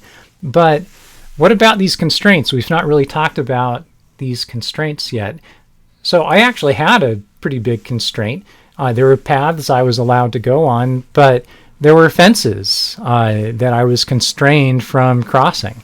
These fences are kind of like inequality constraints. Here's another visualization where we can think of the process of solving a constrained optimization problem, at least with inequality constraints, would be to navigate a surface like this and try to go downhill and find the lowest point while staying on one side of the fence. But if we have an equality constraint instead, that is sort of like saying we have to stay right exactly on the fence as opposed to one side or the other. What are the things that we can learn from optimization problem visualization? We can get some intuition for optimization, not just definition of problems, but also some intuition for how some of these problems are actually solved. It is a conceptual abstraction and provides a nice language for design optimization. We use these terms such as design space, response surface, or descent for going downhill. It helps us to describe the nature of a design optimization problem. We often will talk about things such as smooth versus non-smooth. So the surface of, say, the objective function, if it is smooth, if there are no kinks or creases in it, then that makes it really a lot easier to solve because then we can use gradient-based methods. But if it's non-smooth, we may need to use a gradient-free method, which is more expensive. Another is unimodal versus multi-modal. This is essentially whether or not we have multiple local minima. So if you imagine a wavy surface, there are multiple local minima. If we're only looking in the neighborhood around us, we might be at a minimum, but maybe there's another local minimum that's even lower. Interior versus boundary optima. So if we're looking at inequality constraints, are we at a minimum that's not right on the fence, or are we at a boundary? Are we at a boundary optimum?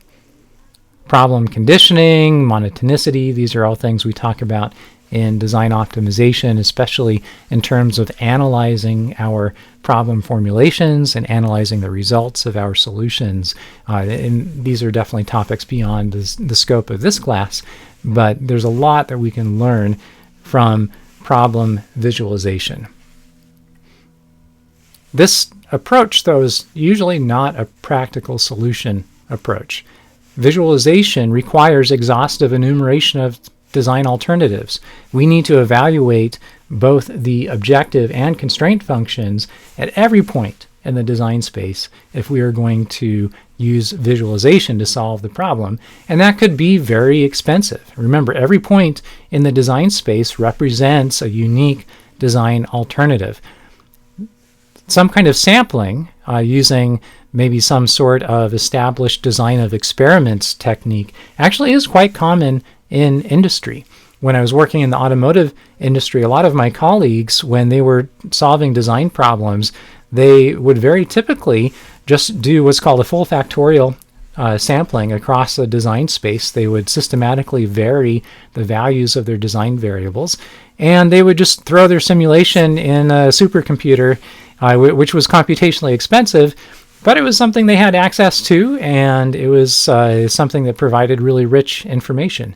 So if you have those resources, that could be a reasonable solution, but there may be a more elegant approach. What about ways where we can find the best solution without having to test all possible solutions? That's what I would describe numerical optimization as. How do we find the optimal solution without having to test all design alternatives? Or in other words, how might we find the bottom of a valley without sampling or sensing all points? Let's go through this Matlab demo, just the first part, where we're going to look at how do we automate the analysis of helical compression springs. What we're doing here is learning how do we actually compute the objective and constraint function values. And we can use this in two different ways. We can certainly use it with optimization, with numerical optimization, but there's an intermediate strategy as well. We could use MATLAB code to automate these calculations, but make it possible to very rapidly iterate through these different calculations. So I'm going to switch over to MATLAB here. And here is the example code that you've been provided for this helical compression spring. And I'm just going to walk through parts of this so that you can understand what the pieces of code are and how you might adapt this for your use. And this is a version of the code that can be downloaded from MATLAB Central. Well, you're probably familiar with most of this notation up here, most of this syntax, but what does this mean? What is var arg in? This means we have a variable number of input arguments available. This is just a trick sometimes I like to use so that my functions are adaptable to different numbers of input arguments. And then you can see down here, I can specify, I can check the number of input arguments, and I can have 0, 1, 2, 3 input arguments, and depending on how many input arguments are detected, then we can do different things. So if I have 0, then I'm just setting my design to some default design and setting my display format to a default display format. So what do I mean by display format? I have this little flag here where I can choose either no display, nothing printed to the command line, some concise information, verbose information, or all information printed to the command line. Over here I have a default design specification, again with the parameters, the spring design parameters that we are accustomed to. And this is just an arbitrary choice of design variables. And if I don't specify, if I don't input a new design vector, then I use this design vector. But if I do have a single input variable, let's see, single input variable, the first one, that's the display format. If I have if I have a single input, then I have the design vector as the first input argument. If I have two input arguments, then I'm specifying both the design vector and the display format. And then if I have three, this is kind of different. I sometimes in optimization problems like to make it easy to choose different sets of design optimization variables. Or in other words, maybe sometimes I don't want to optimize with respect to everything. I want to hold a few things fixed. And so that's what this allows me to do. I can specify, maybe I only want, instead of all four variables, variables 1, 3, and 4 to be varied, or just variable 2 or something. And so if you go through the details of how this is specified, that's what this is doing. We're not going to dwell on that right now, but if that's something in the future you'd like to be able to do, then this part of the code is what you should dig into. The next part, I specify fixed model parameters, and a lot of these are required for intermediate calculations that we need to perform before evaluating the objective and constraint functions. These are parameters here for evaluating the ultimate tensile strength, which is something that we need for our fatigue calculations. Here we want to apply the safety factor, design factor of 1.2 consistently. Here is this Q value that corresponds to squared and ground ends for a helical compression spring. Here we have our maximum free length. In your project, this is something that you are going to need to specify. You're going to need to change this. Depending on what you design or how you design the linkage in project deliverable number 2, you're going to need to figure out, well, what is the maximum allowable free length for your spring? So you need to update this value. Also, you may have different values for your spring material properties, and so you may need to update those as well. Here I have a maximum spring outer diameter constraint. If I remember correctly, you don't have this in PD3, so that's something that could be ignored. Here I've specified a minimum amount of travel, and this is one way of formulating the travel constraint, and you can use the same strategy in your problem, but you are going to need to update this value depending on the results of project deliverable number 2. The next part is the target spring stiffness, and this is something that you're going to need to specify. This was one of the design variables in project deliverable number 2. So you need to set that to your spring stiffness, your target spring stiffness rate. On to material calculations, material property calculations, ultimate tensile strength, shear yield strength, and here we're specifying the shear modulus. This depends on what material you're using, and then also the material density. This is what we use in the spring mass calculations. Now we're actually getting into calculating the spring properties. Some of these feed directly into constraints or objective functions, and others are intermediate calculations. All of these should really be familiar to you. Here's the spring index, the spring free length based on squared and ground ends. Here we have the spring solid height, the spring stiffness rate, the axial force at solid length. In this particular design problem, I'm just specifying that the solid height force is 5,000, but that's not necessarily going to be the case for you. We don't even know what the solid height is for your spring yet, so that's something that's calculated right there. And we need to find out, well, what is the force at that solid height? and make sure then that we don't have yield when we are deflected all the way to the solid height. Here's the Bergstrasser factor, the stress concentration factor. Here we have the shear stress at the solid height. So here we're using Fs, but you need to make sure that you are using the correct value of Fs for your problem. The number of total coils, the total spring wire length. This is something I don't think we've calculated before in class, but we need this for the mass calculation, just below right here. And then we can calculate the maximum spring travel, and we need to compare that against the minimum required travel for our constraints. Now we're assembling everything into a form that is compatible with the Matlab function fmin_con. We have the objective function, and that we're just setting equal to mass. We have our equality constraint, making sure we meet our stiffness target.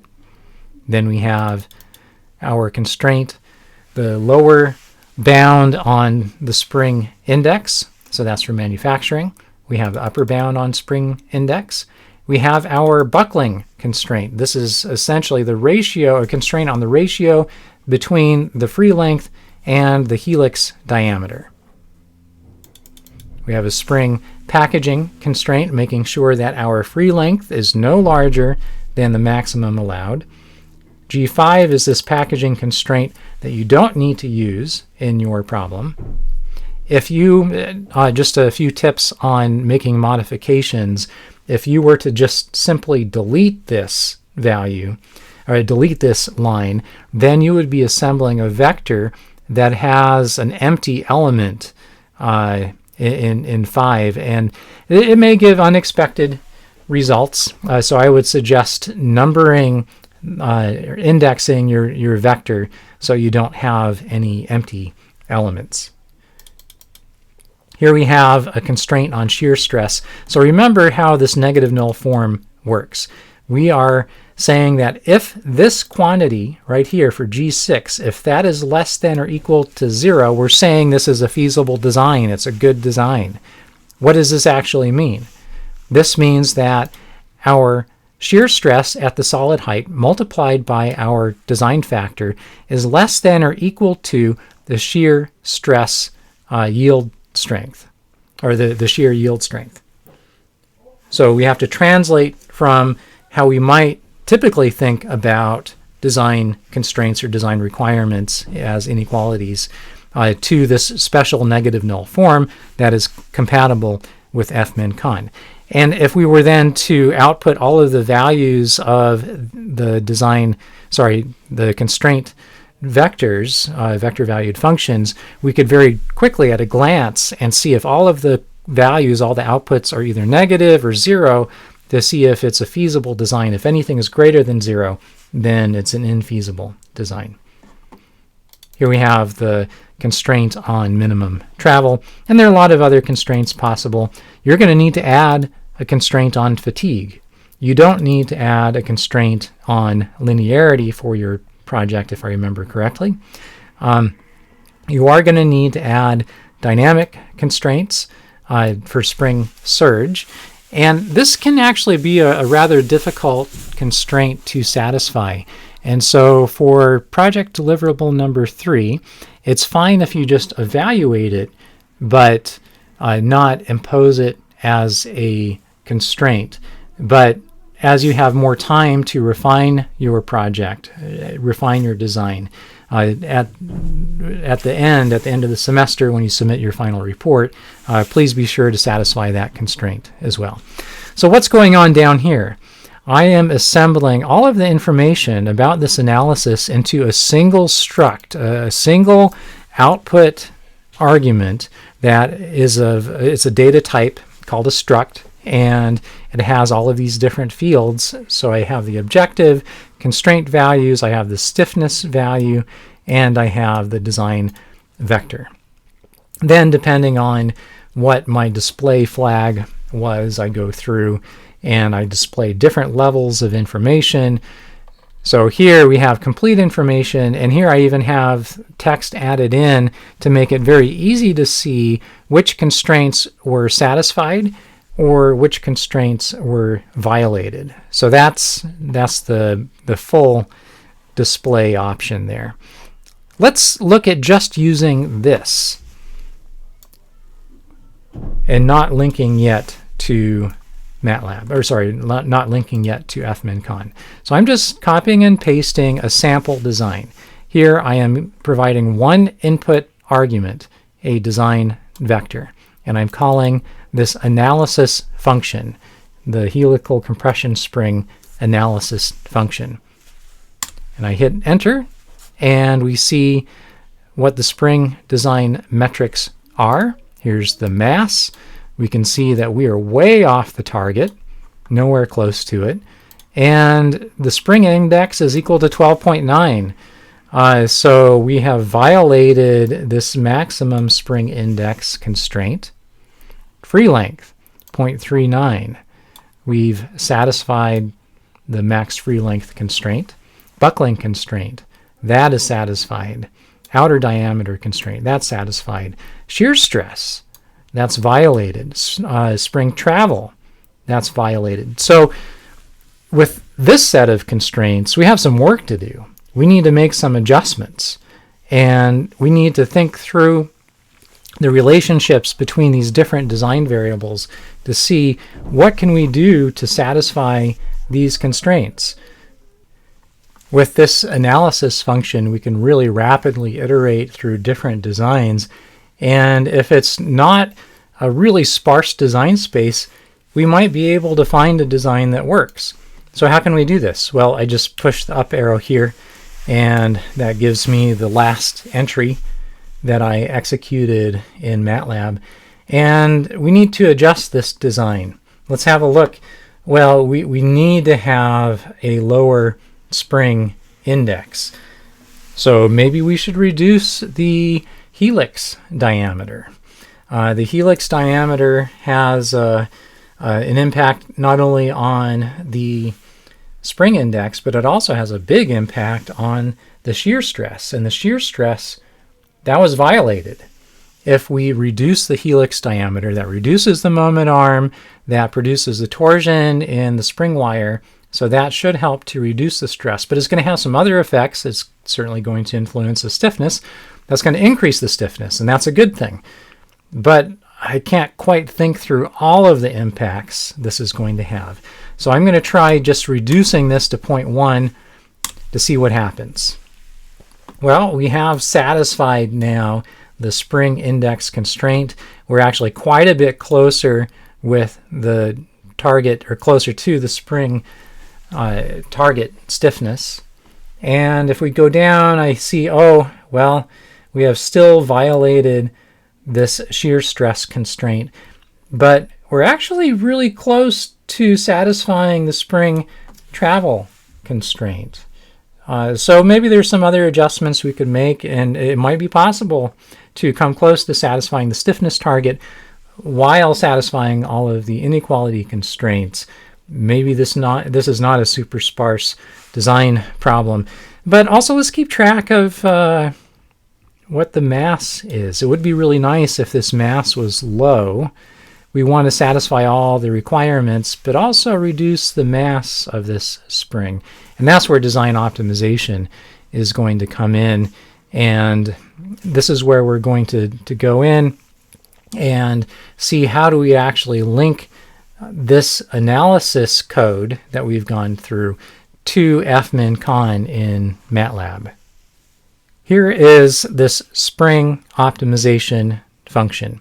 It is written as a fairly general driver function for design optimization, and it actually is a little bit more complicated than we might typically have as a first exposure to fmincon, but it is very useful. It's very adaptive. It works with, for example, the ability to specify subsets of design variables instead of all four at the same time. So what are the different components of this? Here I am specifying a starting point. It's an initial guess for our design. as with all gradient-based optimization methods, we need a starting point. These are local methods. We start at a point, start at a design, and we search around. We look nearby to find what is the downhill direction. And then, in general, we move in a downhill direction, accounting for constraints. So we need this starting point. That's the starting point. And with many design variables, we need to specify some sort of bounds. Sometimes this pertains to values that make physical sense. Maybe a negative value for geometry just doesn't make sense, or zero value doesn't make sense. So we need to specify upper and lower bounds. This F here, that corresponds to the full design vector, so all four variables. And then down here, this is where we do this sub-selection of these design variables. And here I'm specifying this vector 1, 2, 3, 4 to be all four design variables. And so you don't really need to worry too much about this other than just knowing this is just in case someone wants to optimize with respect to a subset of design variables.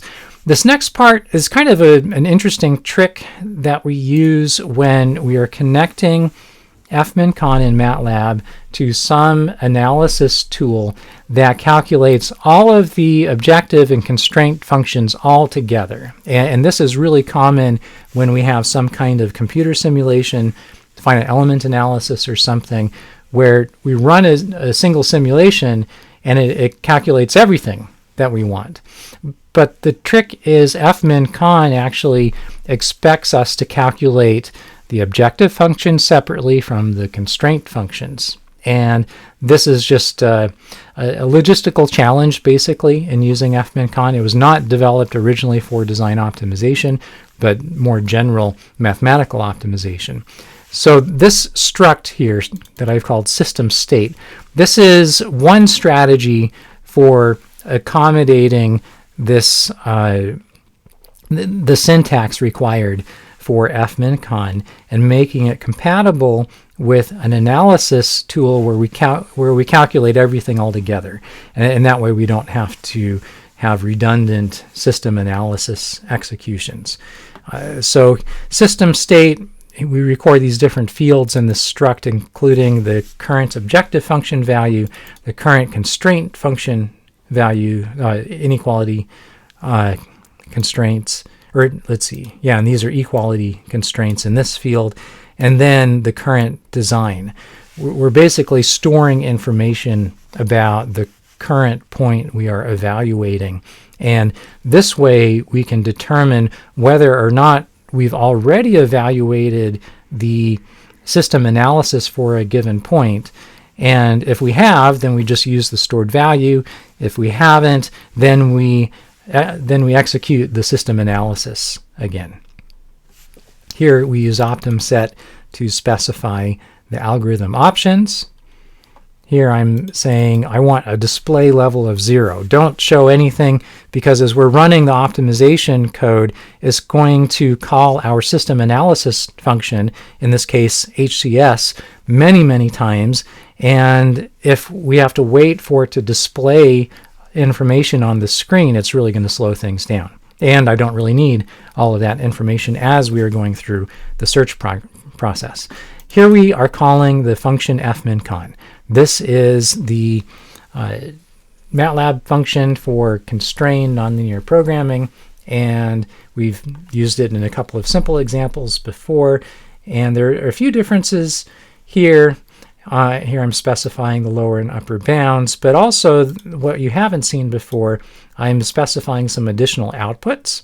And these give us information about things like, well, how did the algorithm terminate? What conditions were satisfied?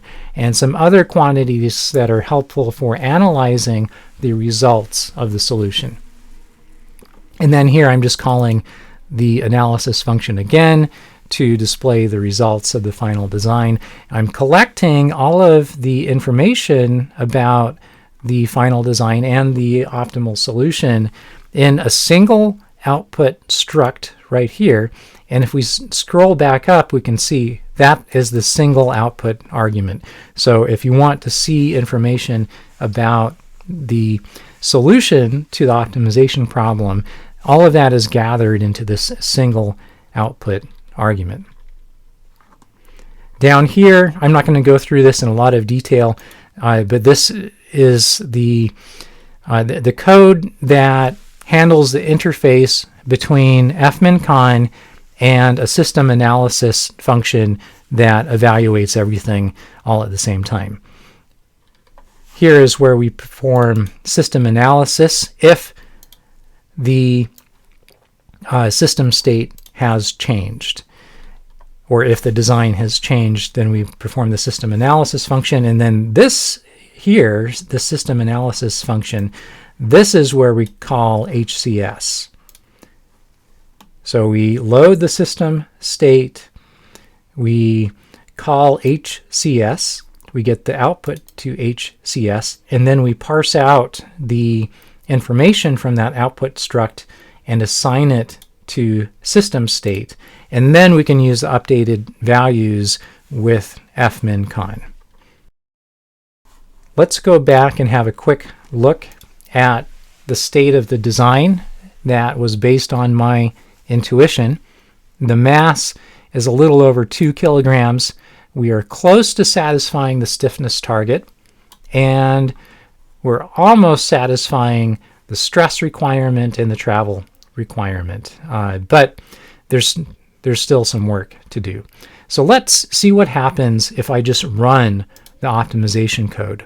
This will give you a sense of how fast it solves the problem and the quality of the solution that's produced. So I'm just going to click run.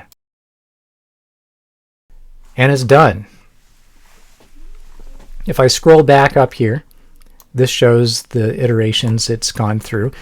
This first column, that corresponds to the major algorithm iterations. And then the second column, this shows the cumulative number of function evaluations required, or how many times was system analysis called in the process of navigating this design space to find the minimum. Function value. This is the objective function value. And we want this to be small. We want to minimize this, but we also want a feasible solution. Feasibility. This shows us how well we have satisfied the constraints. The closer to 0 this is, the better we have satisfied constraints. And we can see at the end, we are at 10 to the minus 12th. That's essentially 0. Step length, that's information about how we are moving through the design space. Norm of step, first order optimality. This gives us information about basically how much confidence we can have in the solution. We get this message at the end that says local minimum found that satisfies the constraints. That's the best possible result we can get from fmin_con, so we can be happy with that. It tells us why it terminated, and there are ways that we can get more information from this. If we go into the output struct that I mentioned before, we can get much more detailed information. Let's look at the output here. Spring design metrics, mass. Oh, that actually went up, but it looks like we had to have the mass increase for us to satisfy all of the requirements. I'm guessing a big part of that probably was shear stress. So we've satisfied all the requirements. We have matched the target exactly, and all of the requirements, including constraints on shear stress and on spring travel, are satisfied. All right. That is all I'm going to cover, at least right now, as far as walking through the MATLAB code for this helical compression spring design optimization example. Now we need to think about how does this map back to your specific spring design problem. Now that we've finished going through the MATLAB code for both analysis and optimization, let's move on to looking at the specific requirements that you need to satisfy for project deliverable 3. What are the requirements for PD3? There are requirements that are specified in the project document, and these apply identically to all project groups. But in addition to these global requirements, there are a number of requirements that depend upon your earlier design decisions. And these will require some additional calculations. And I'm going to talk at least briefly about how you might go about some of these calculations. Some of the requirements that are unique to your project include target stiffness that was determined in project deliverable number 2. Also things like the travel requirements or the maximum free length, and these are specified based on the design you created in project deliverable number 2. You also need to pay attention to a number of failure modes: yield, fatigue, buckling, manufacturing, and surge. And then also here we need to start looking at design objectives, and specifically if you are using design optimization to navigate your design space, you need to specify a design objective. And in the example we just looked at, we used mass, and that's fine if you continue to use mass for the purposes of this project.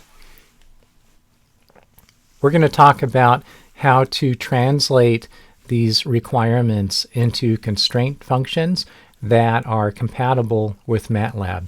Specifically, we need to get them into negative null form. We need to formulate constraint functions such that if the constraints are satisfied, the numeric value of the constraint is less than or equal to 0. Here's a screenshot of the project deliverable number 3 task document. It steps through a number of things that you need to calculate, and also helps you with the formulation of your spring design optimization problem, linking back to project deliverables 1 and 2. And we're going to talk about this in a little bit more detail. This document for project deliverable number 3 was created to help step you through the process that you need to specify and meet the helical compression spring design requirements. And this document was based on the main project document. Be sure to refer to the main project document. In it, we have section 2.4 on spring design, and that highlights the requirements in detail that you need to meet. The project deliverable number 3 document specifically helps to show a particular suggested process for translating between the requirements in this document and the code and the other elements of the design activities that you've already been working on. I should highlight here that additional calculations are required to obtain these quantitative requirements, so just expect that. And we're going to talk some about how to actually go through some of these calculations. I'm going to step through some of the different sections from the project deliverable 3 document. First, section 2.1, the task is to choose a spring material. It's specified to use unpeened steel in the project document, and you have options for different types of steel that you can use. This decision, what type of material you're going to use, will influence parameter values in the Matlab code. So for example, in calculating the yield or the ultimate tensile strength or endurance limit, these will depend on the material choice. If we have a look at table 10.4, you can have a look at the different types of materials and how that influences the parameters that are needed for calculating the ultimate tensile strength. In section 2.2, it highlights the need to determine the free length requirement. So when we talk about free length for the suspension spring, what do we mean here? We want this spring to fit within the distance between the revolute joints or the attachment points between where the spring attaches to the vehicle body and where it attaches to the lower control arm over here. And in the simplified drawing over here, I've sketched out the different positions that are critically important. The 0G, 1G, and 4G positions. And we want to make sure that in the 0G position, the distance between this point, the lower connection point for the spring, and the upper connection point for the spring is large enough that the spring is going to fit. We don't want to have to compress the spring in this situation to get it to fit in the space needed for this suspension. In other words, the spring free length must be less than or equal to the distance between the upper and lower spring attachment points when the suspension is in the undeflected or the 0G position. And to do this, we need to solve for the maximum free length value using trig relationships and your specific suspension design values that you generated in project deliverable number 2. And some of these calculations that you're going to be needing to use here, these were intermediate steps or parts of project deliverable 1. So you need to take the knowledge that you gained by going through the derivations in project deliverable 1 and the design from project deliverable 2 and combine those to get the design requirements that you need here for project deliverable 3. This maximum free length value is a limit for one of the design optimization constraints, and defining it in Matlab in terms of linkage design would also help your automation, your analysis automation that might be needed for iterating between linkage and spring design. Or put in other ways, what do I mean by that? If you can actually automate the calculation of this limit based on your linkage design, then that is going to help make this iteration process more smooth.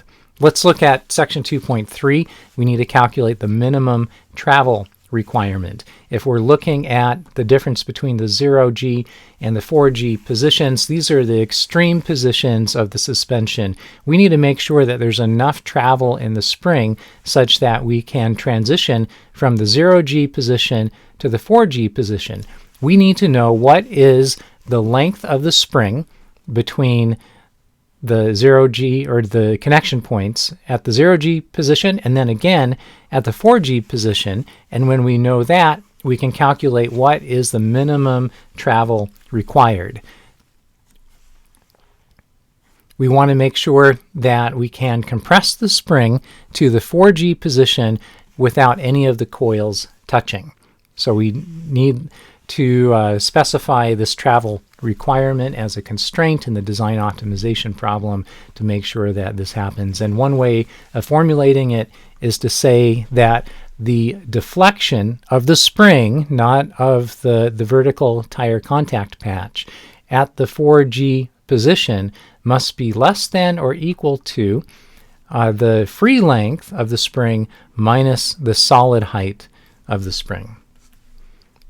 You will need to calculate what the 4G deflection is at the spring, and then what the spring length is at the 4G position. Or let's say that again. You'll need to calculate what the 4G deflection is, whether in terms of theta or alpha or the vertical deflection. And once you know what the 4G position is, then you need to translate that back to whatever the spring length is at the 4G position. So once you have the spring length at 4G and then at 0G, then you can calculate what is this constraint on the spring travel.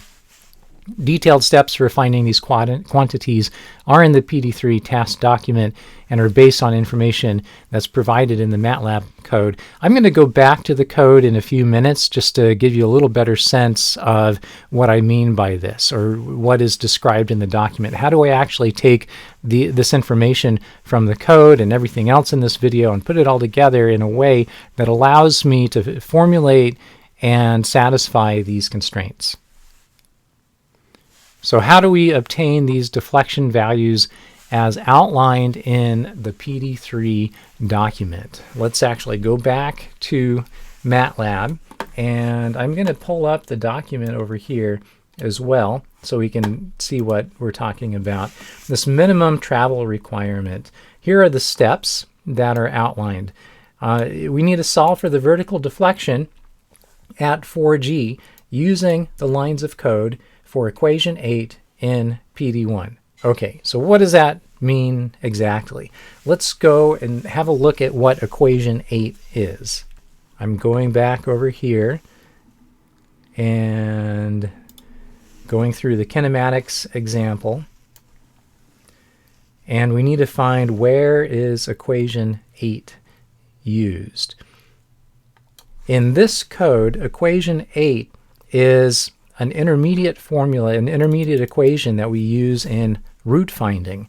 This is helpful in determining what is the deflected position of the suspension at 1G. When we have 1G of vertical force applied at the tire contact patch, what is the deflection under those conditions? So how do we do that? Well, first we define what is the 1G force. That's just 250 kilograms times G. And then equation 8, this is set up such that when this is equal to 0, we have found the value for delta T, the tire contact patch deflection, that corresponds to the 1G position. So how do we do that? Well, here we have equation 5. That is a function of x1, x2, x3, x4, and x5. And here I'm using x4, not x4 that was specified in the vector, but x4 we are varying. We are changing what x4 is. I'm defining equation 8 to be a function of two quantities, delta T and x4.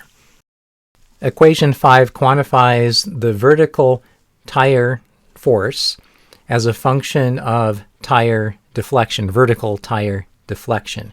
And we use it in this section right here, and then also up above we use some alternative strategies instead of needing to solve for this equation 5. So that's what equation 5 is. It gives us the force as a function of design and of delta T. But in this case, we know what the force is.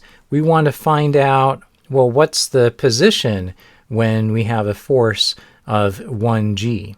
And so we're plugging in this equation 5 right here and allowing us to sweep across different values of delta until we find a value for delta such that equation 5 minus F1G is equal to 0, or in other words, the calculated value of the tire force is equal to F1G.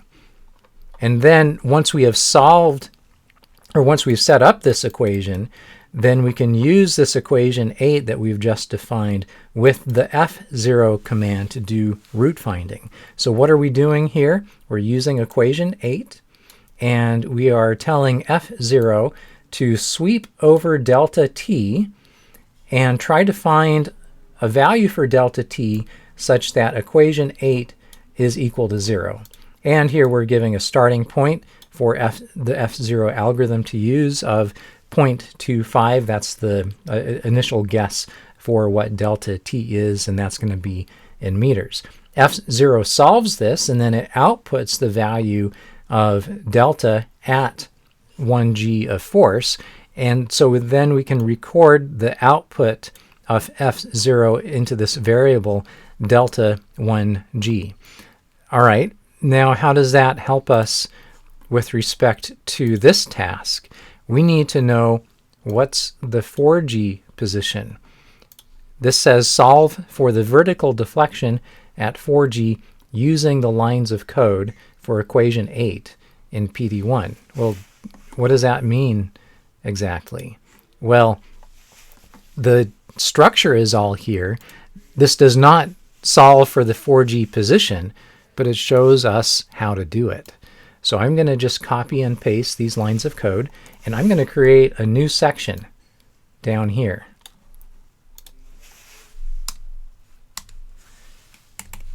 and I'm going to call it PD3 calculations.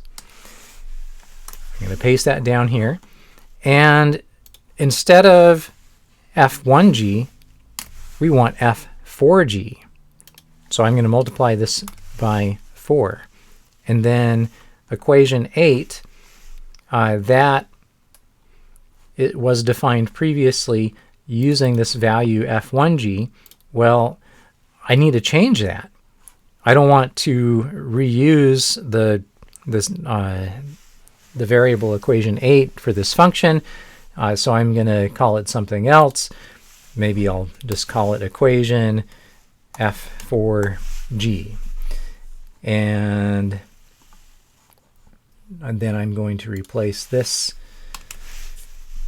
with F4G, and then we are solving for delta 4G, and I need to change the equation we're using to equation F4G, and I believe that is it. That's all we will need, and I can run this, change the folder. It's going to generate all the plots, and then we can see if it successfully calculated delta 4G. So how do we do that? Let's go back to the Matlab command window. I need to specify a value for x4. Delta 4G here is an inline function or an anonymous function. x4, this is the 0G angle. This is the original version, but we need to find out, well, what is theta naught hat, this 0G angle that gives us the correct 1G position. And we calculated that down below. Correct theta naught value for the 1G position. Here we have theta naught hat. And so I'm going to replace x4 here with theta naught hat. I'm going to leave the semicolon off the end so that we can display to the command line what the 4G position is given this theta naught hat value. Running that again. Everything is complete. And it looks like F0 was unable to find a solution.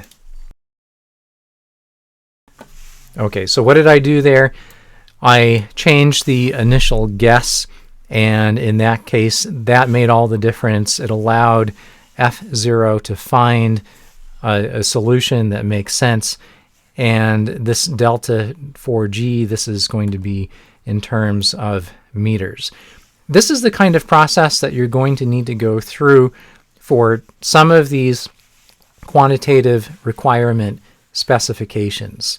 But I at least wanted to give you a sense of how this might be done. You could just append this to the end of this code that you used for project deliverables 1 and 2, and then just add these extra calculations on the end so that you can get the requirements for your specific design translated into the quantities needed for the helical compression spring design optimization that we went through just a few minutes ago.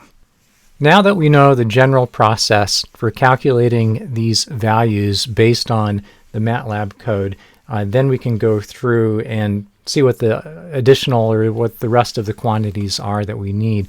We're going to need the alternating force quantities for fatigue calculations. And this is something that is not in the example spring design optimization code. You're going to have to add a fatigue constraint into your set of constraints. In the project, the vertical tire deflection is specified as 3 centimeters peak to peak. And with this displacement specification, we then need to translate that back into a max and min axial spring force calculation. From our earlier treatment of spring fatigue, you have experience doing spring fatigue calculations if you know what the max and min forces are that we are applying to the spring. But we don't know that yet. Here in this project, we know what at the tire contact patch the peak-to-peak distance is, but you need to go back and translate that to the actual spring force, the max and min spring force. And once you have that, then you can go through the standard calculations to determine the safety factor for your spring design. Determine the spring deflection at plus or minus 1.5 centimeters tire deflection, and then multiply this by the spring constant to get the force. And at least right now, fall 2020, this is somewhat different from the specification in the PD3 document. And actually, either way is okay this semester. To determine the spring deflection, the max and min spring positions, or the positions that correspond to the max and min spring forces, we can use this plus or minus 1.5 centimeters, and then that satisfies this 3 centimeter peak to peak. And then the 1G position is the equilibrium position. In the PD3 document, it specifies it a little bit differently, still a 3 centimeter peak to peak, but the mid-range position is different. 2.5, calculate spring critical frequency. Assume here that the suspension natural frequency is 14 radians per second, and this is going to be the primary excitation of the suspension spring. And so we want to make sure that this excitation that comes from the natural frequency of the overall vehicle is nowhere close to the natural frequency of the actual spring. We want to prevent spring surge. To go through creating this constraint, you need to calculate the critical frequency of the spring that you designed. And remember, this depends primarily on the mass distribution of the spring and the stiffness properties of the spring. If you need to, go back to the previous lectures on spring surge to see how do you calculate the critical frequency of a helical compression spring. And then you can translate this to constraints in the design optimization code. You need to check and make sure whether your critical frequency is at least 15 times the excitation frequency of 14 radians per second. This can be a very challenging constraint to satisfy. And for the purposes of project deliverable number 3, I want you to at least check this constraint. But it's okay for this project deliverable if you've not satisfied it. So in other words, if you use design optimization, you can leave this constraint out. So it's not even part of the constraint vector at all, but still do the calculation and see if it's satisfied after you've solved the design problem for the helical compression spring. But when you get to the final design at the end of the semester, see if you can satisfy this challenging constraint. It might require a few additional iterations going back, maybe even all the way back to the suspension linkage design, getting to a point where you can satisfy all of these constraints all together. Now that we've gone through these additional calculations, then you can assemble the design requirements all together that you need for implementing in the design optimization code. The spring rate must equal the target spring rate that you specified in project deliverable 2. The spring index must be between 4 and 12. And we need to ask this question: how does this translate to MATLAB constraints for use with design optimization? We did see this earlier going through the MATLAB code. This is actually 2 inequality constraints. We need to make sure that C is greater than or equal to 4, and we need to make sure that C is less than or equal to 12. So this actually takes up 2 components of the inequality constraint vector. We need to make sure that the spring will not fail due to stress, buckling, or fatigue. We need to make sure that there's no yield at either the solid height or at the 4G position. If we have been successful in ensuring that the solid height and the travel is appropriate for the kinematics of this suspension, we are going to get to the 4G position before we get to the solid height. And if that's the case, then the solid height requirement is going to be the dominant constraint, and we don't really even need to worry about the 4G position. So assuming everything else is satisfied regarding travel and packaging for the spring, you really just need to evaluate the stress at the solid height. And of course, also we have the buckling requirement and the fatigue requirement that's based on the 3 centimeter peak-to-peak displacement. This criterion is specified in the project document. Buckling, that's related to the aspect ratio. We need to make sure the spring doesn't fail from excitation of resonant vibrations at the critical frequency. We just talked about this a moment ago. And we need to make sure that the spring does not violate any packaging constraints, including the minimum required travel or the maximum allowed free length. The next question: how are your PD3 spring design requirements different from the example MATLAB code we're going to address here? You need to address this question: what code modifications will you need to make? Here's the problem formulation that is underlying the example MATLAB code for the helical compression spring design optimization. It's similar to, but not exactly the same as the problem you need to solve. So you need to learn the MATLAB code well enough, and also how to use fmincon well enough, such that you can make some modifications to this problem formulation. You need to adjust the set of constraints, and you need to make sure that all of your parameter values are correct, corresponding to your design coming from PD2. The maximum helix diameter is not specified as a constraint in PD3. And so this constraint, G5, that is not something that needs to be in the constraint vector. And so that's one important modification. You need to add a fatigue constraint, and then update problem parameters involving material properties, the stiffness target, this case of T, that should be your value that comes from PD2, and also the max free length and the travel limit. Those are parameters that you're going to need to update. Also, change how the axial force at solid height is determined. Make sure that is correct for your problem, and ensure that the variable bounds are appropriate. When we went through the main driver code for optimization, this file optspring.m, we had a couple of lines that specified variable bounds, upper and lower bounds for each of the design variables. And in your problem, your design variables, the appropriate ranges might be different from the appropriate ranges in the example problem. So that's another thing that you may need to change. Let's talk about using this design optimization MATLAB code in project deliverable number 3. There are a number of things to highlight here. One way of doing this is to just use the code for analysis only. Just use the hcs.m file to perform analysis. This is going to support rapid trial and error design adjustments. So if you're manually tuning the variables using your own intuition, you can rapidly check the results using this code.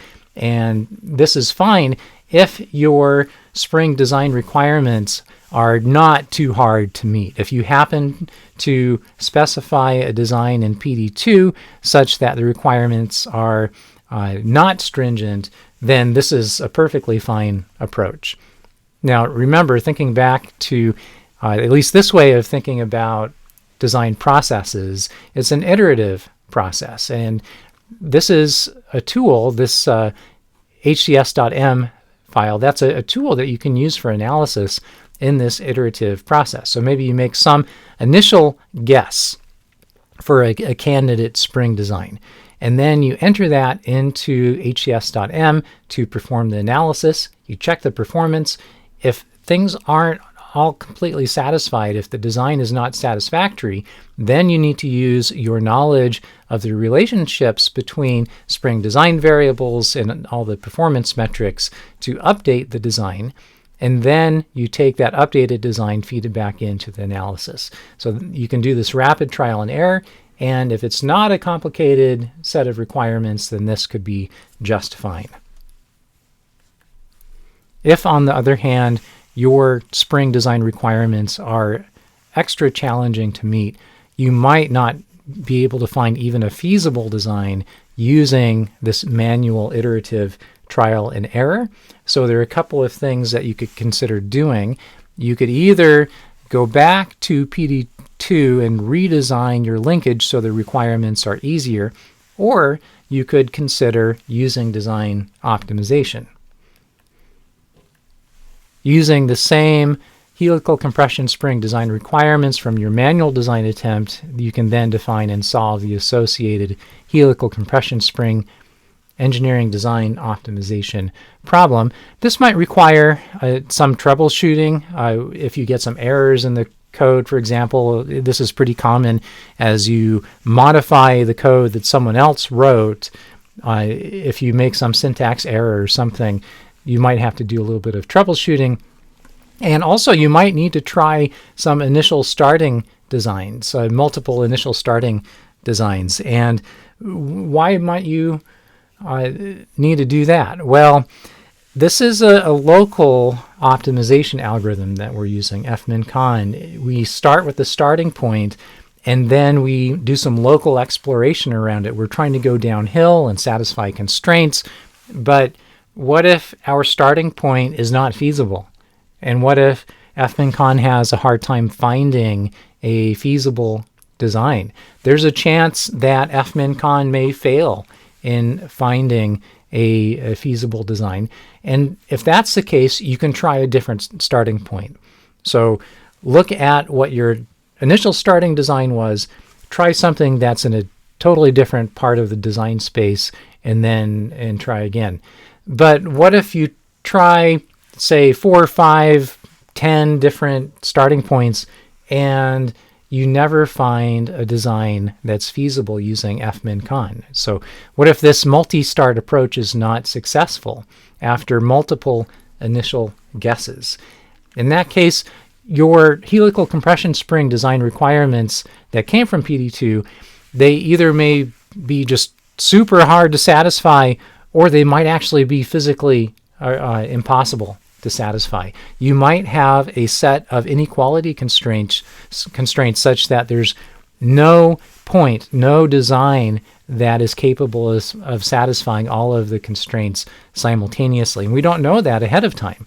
So if that is the case, if you try multiple starting points and you can't get a feasible design using design optimization, then you need to ask this question: what next? What if design optimization failed? In this case, you really do need to go back to PD2 and adjust your linkage design such that the helical compression spring design requirements are not so stringent. And so this is where an understanding of design coupling between linkage design and spring design is going to be really important. With that knowledge, you can go back to the linkage design and think about, well, how can I adjust the linkage design so that I make the limits on free length or travel or the spring constant target, if I make those requirements not so difficult to meet in the helical compression spring design optimization problem. Once you do that, then you can go back and repeat the design optimization.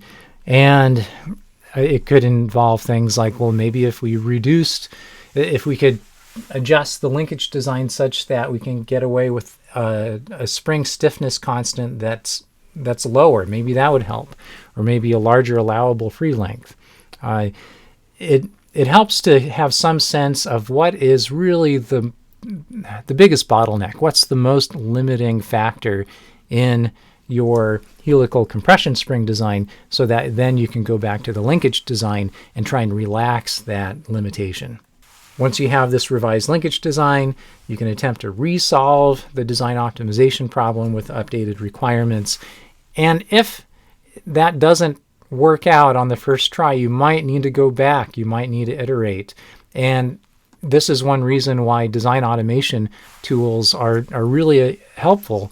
really important for reducing the effort required for this kind of design iteration that's often needed for managing design couplings in these fairly complicated nonlinear engineering design problems. And with that, we are concluding this video, and I hope this is helpful in completing project deliverable number 3. Thank you.